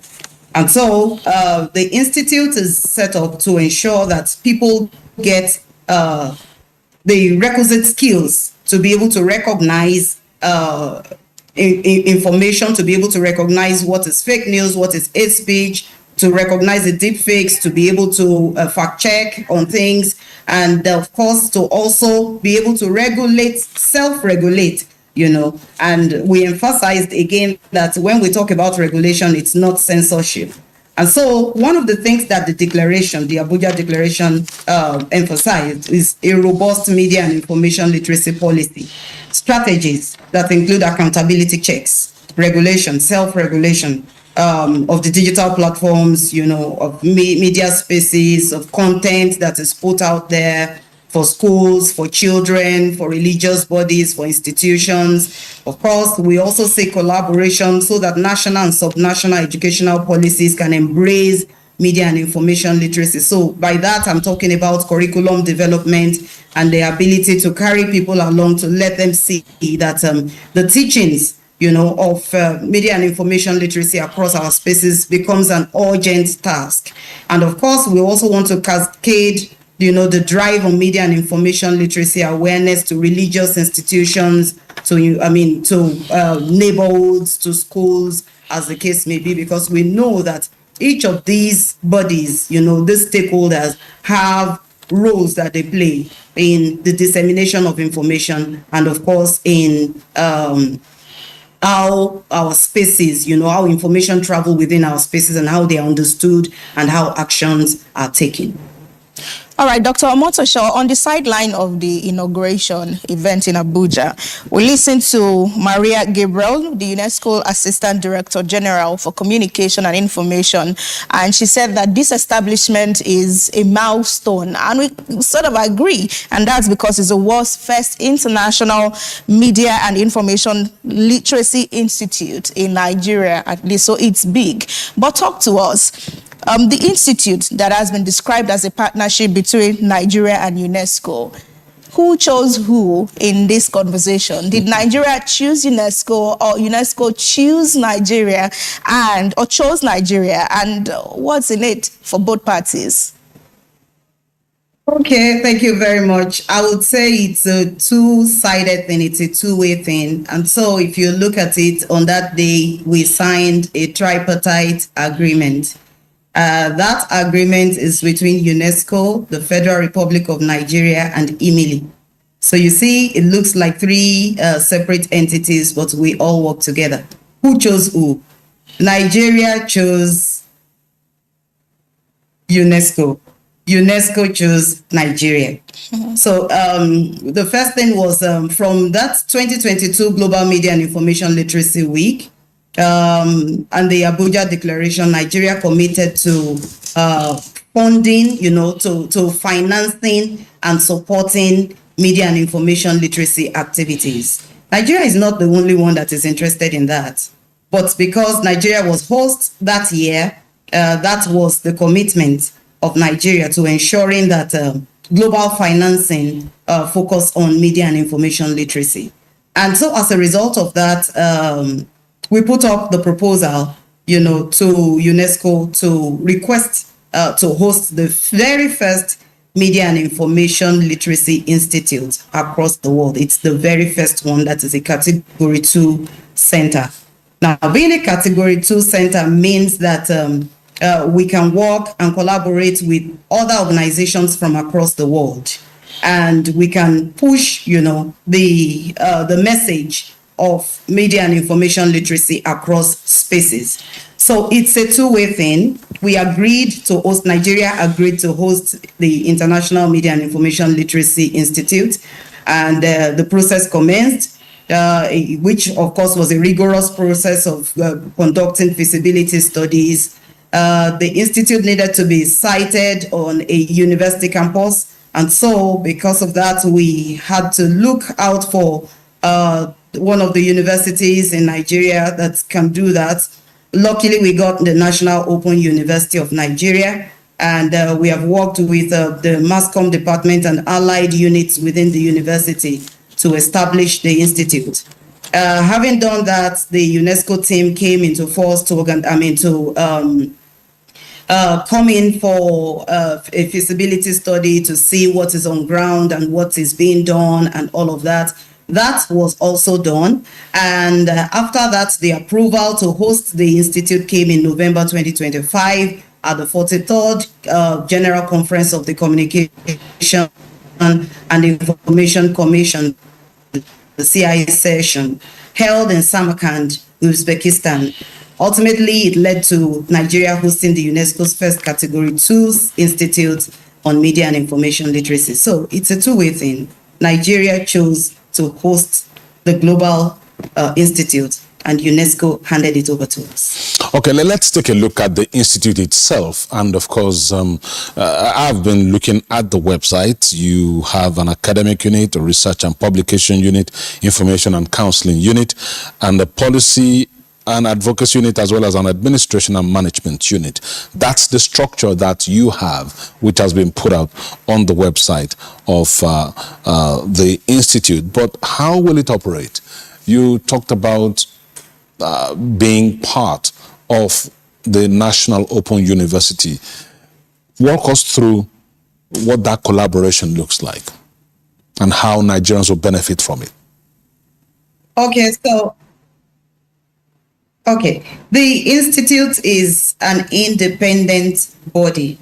The approval that was given by UNESCO affords us the opportunity to operate autonomously, and that autonomy is widely emphasized. You will recall that when the Assistant Director General UNESCO came, she was also emphatic about the fact that the institute must be autonomous. So we needed spaces to get things going, to get things started, and that is what has been done. So the institute is expected to operate, of course, on the campus of the National Open University of Nigeria, but we are not an integral part of that system. Okay. Again, the institute is expected to operate in collaboration with the Federal Ministry of Information and National Orientation, but that does not stop us from achieving our goals. So when you talk about the various arms of the institute that we have, the research, the policy, advocacy section, and all of that, there are things that the institute will have to ensure that we take advantage of.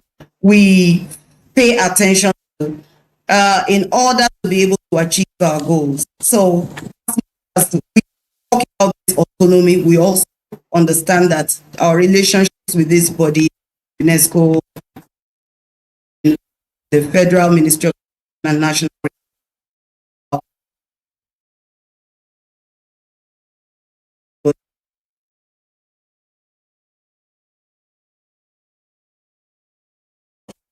we see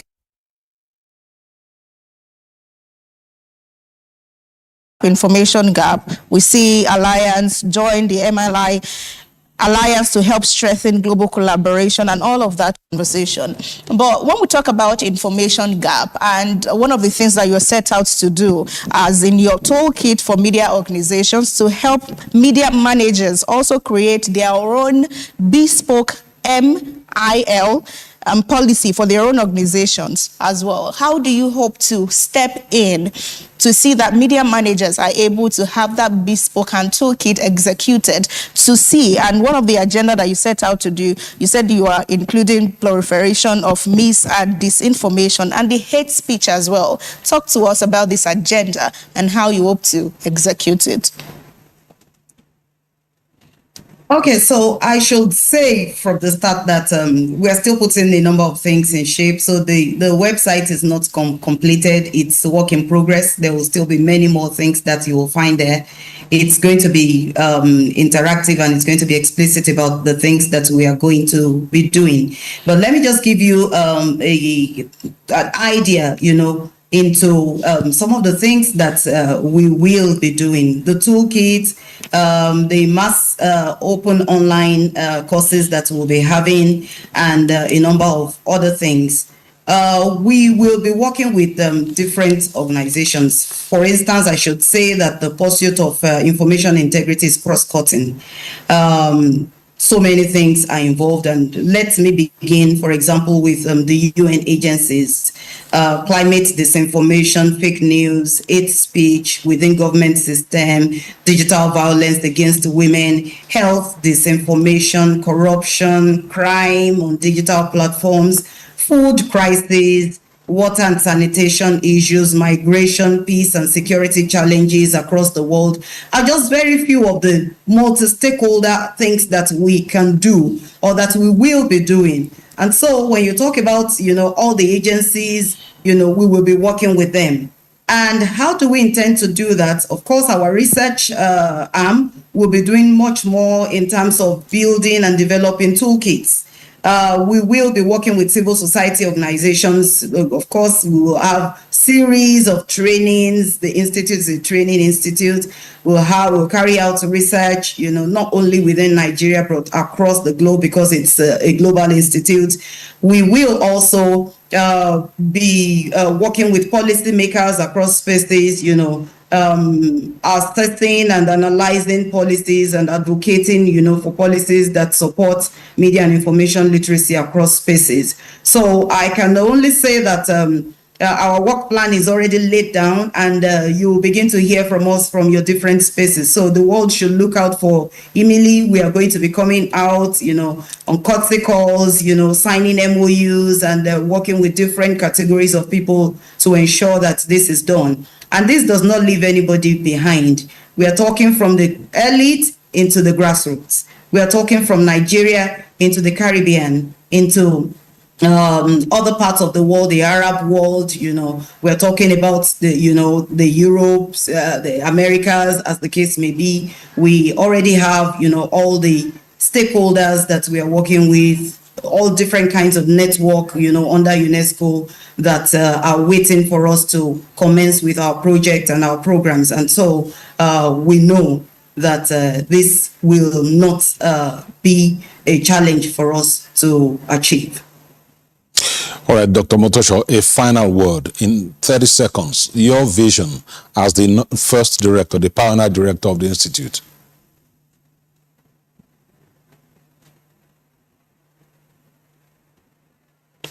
Dr. Motosho, did you hear what I said? No, please, say it again. I said, in 30 seconds, could you tell us what your own vision as the pioneer director of the Institute is? In 30 seconds. In secondary schools. All right, thank you so much, Dr. Sharon Adetutu Omotosho, Director, International Media and Information Literacy Institute, talking to us this morning about UNESCO, Nigeria, and media literacy. Thank you so much for your time. Thank you so much. My pleasure. All right. Kakaaki, the African Voice this morning. That's the size of our discussion this morning on the program. And we thank you for being part of it. Thank you for joining us. Join us again on Tuesday for another edition. My name is Kunle Adewale. Have a great day. Whatever you do, wherever you go, please stay safe. All right, everyone. Thanks a bunch for being here with us. I am Onosho Rena Owuzege, Rena OBO, everywhere on social media. We'll see you again tomorrow. Be safe.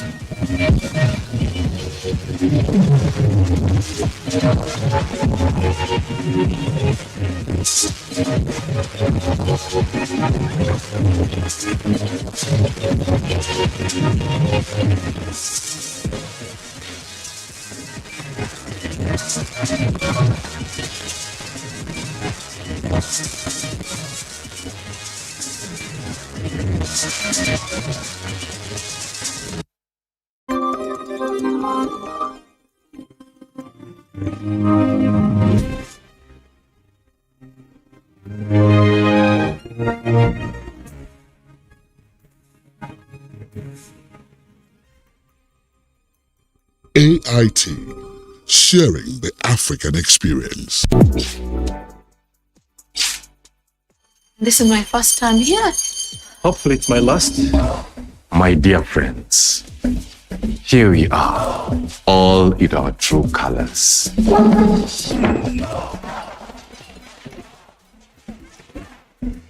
Your transfer papers, your key to the Mvule Kingdom. Hi, I'm Lisa. I know. Yeah, your clippers. Clippers. Who's in? Yeah, perfect. We run this place. So let's act like it. Solomon, the head prefect, quick. Is my collar straight? We'll be out of Mvule High before you can pronounce the word scholarship. We have a mystery to solve. The only way we can make a difference is if we stick together. When I'm head prefect, each and every student will have a voice. You need to show that news quick on Mvule. I hate this school!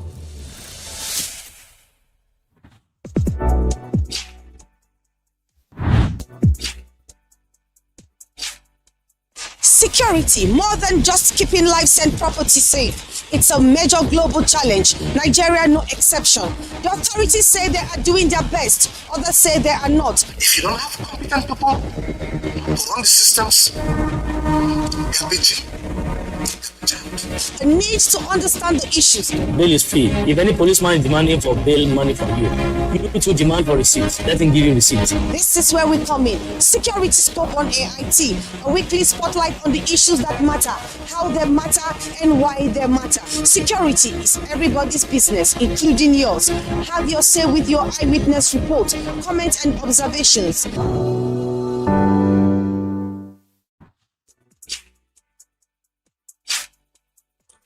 Enjoy the best of African musical videos. Save me from myself.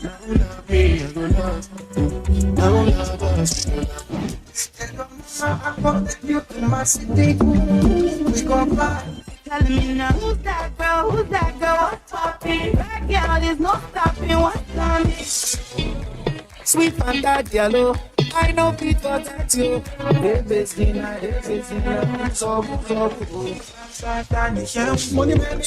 Many people, many people. Entertainment gists, interviews. Welcome to Shaka Tower up close and personal. Welcome to Shaka Tower up close and personal. They call me Tu Baba. Keep watching Shaka Tower on AIT.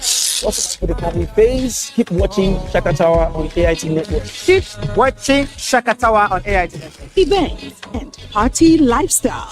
Thursdays at 6 p.m. and Saturdays at 3:30 p.m. right here on AIT Network. Shaka Tower, the home of entertainment.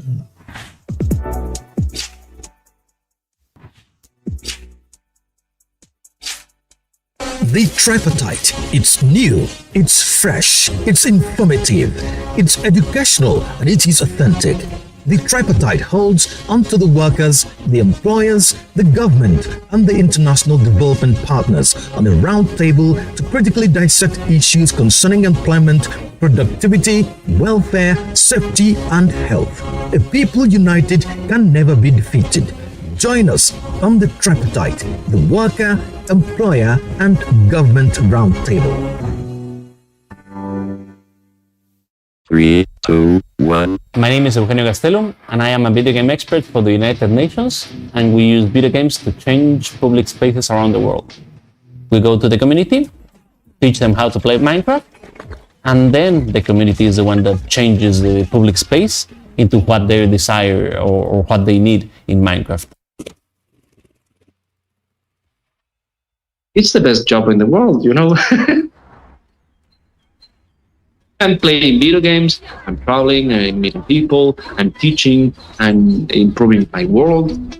When I was maybe 6, 7 years old, my father brought from the United States one of the first consoles that was in my neighborhood. We used to play tournaments of video games for 36 hours straight. So my home then started to turn into this hub for video games and entertainment for all the neighbors. It's funny being a Mexican kid with a mother telling me every day to stop playing video games. Juegue, juegue, juegue, juegue, juegue. Horas y horas y con los amigos. Podías hacer otras cosas en vez de estar tanto tiempo jugando videojuegos. It took me maybe 20 years to teach her that it's okay to play video games, you know. It was just a matter of time joining video games that I loved a lot and changing my surroundings, changing my community, changing at last the world, no? If I had a dream project, it became through Block by Block. Block by Block is a program created by Mojang and UN Habitat where we use Minecraft to help community members redesign their neighborhoods. UN Habitat provides the methodology, the funding through Block by Block, be the video game expert, urban experts, the supervision of the project, and all the planning for the workshops. There's millions and millions of people who play Minecraft, millions of children who play Minecraft. And we've tied up with them to actually allow children as young as 6 or 7 to express their views on the redesign of a public space. And then we help put it into proper design and take it to city leaders and make sure that it gets done.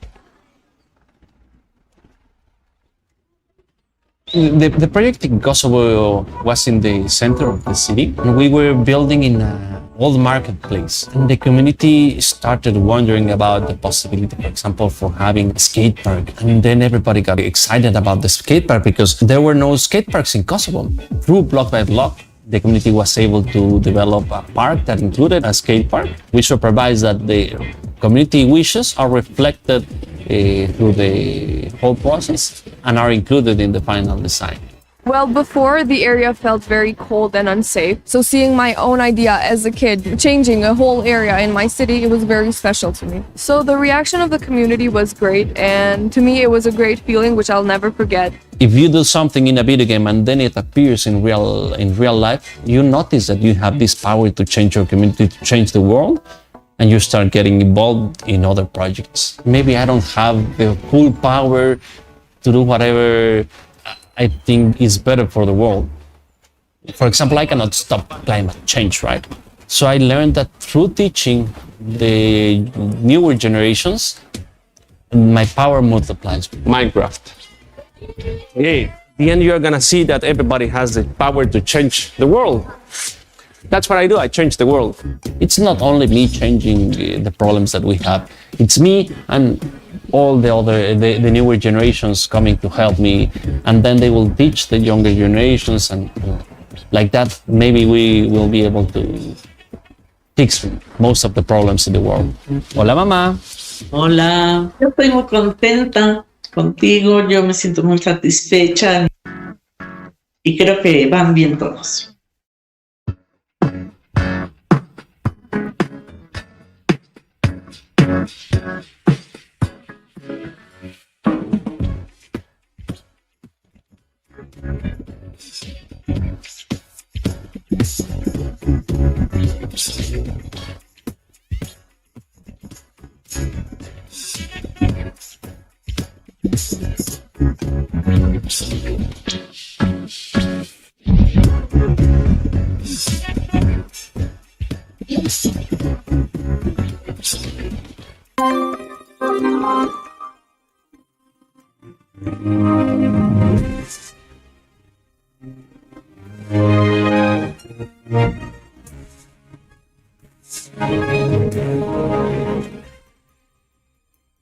AIT, sharing the African experience. Africana. It is a program that delves into Africa's rich cultural heritage and huge tourism potentials on the continent. Africana brings you works in the creative industry, the visual arts, crafts, and tourism sectors of the Nigerian economy. We'll showcase the cultures of various countries in Africa and ethnic nationalities across Nigeria, their food, fashion, dance, and unique diversity.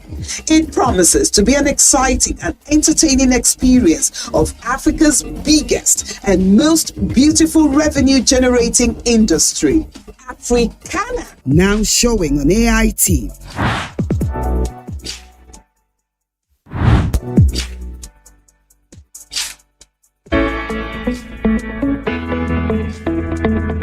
Entertainment just got bigger. Welcome to AIT Music Plus. A beautiful Monday to enjoy quality and premium entertainment. Today is Tuesday, my radio show. It's a midweek edition where we get to explore to another beautiful Thursday where we take you down memory lane. The home of sound, star, variety, and stardom.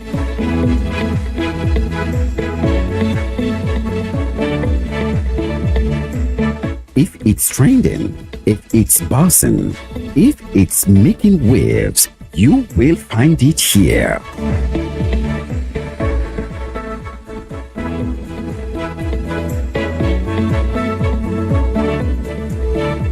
AIT Music Plus.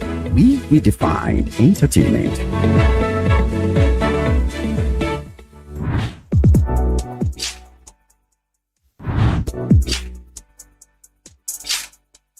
So make a notebook. Yes, so I can do this thing well.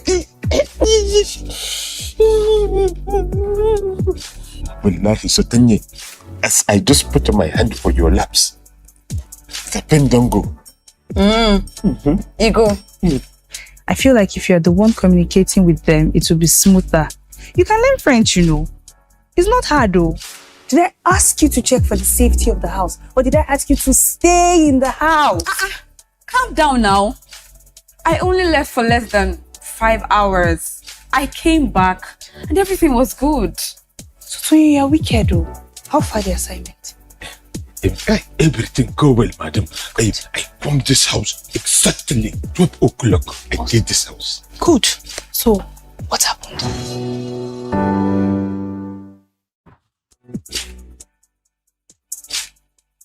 What I'm going to say was, first, your staff kill my son, and then your son comes in here and makes light of my situation, and now you come here and reduce Isaac. Dead. You did not kill this man, Darren. The hospital killed your son, and this case is about justice for Isaac. What a woman you cheated on with 5 years ago, and now you are asking me what is wrong with me? Cheated this, cheated that. Did I remind you, Hawati, that we were separated at the time? And so what? Was I around sleeping with men? Was I? You claim that you have forgiven me, that we moved past this, and yet every time you seize every opportunity to bring it up again. Yes, I keep bringing it up because you refuse to keep that woman, that homebreaker, out of our lives.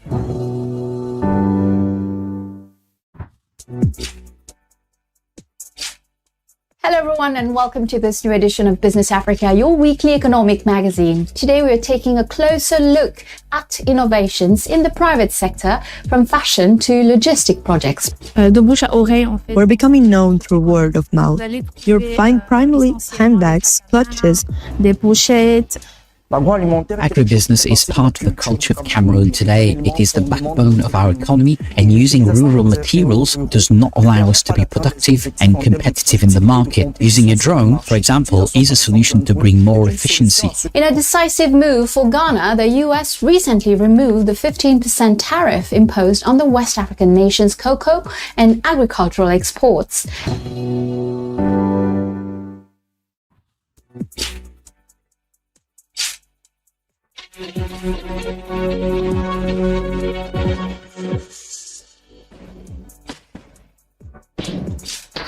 Long ago, there lived a wise old chicken. Mr. Mayor, I don't think your problem's serious enough for me to take it seriously. We accept, Mr. Mayor.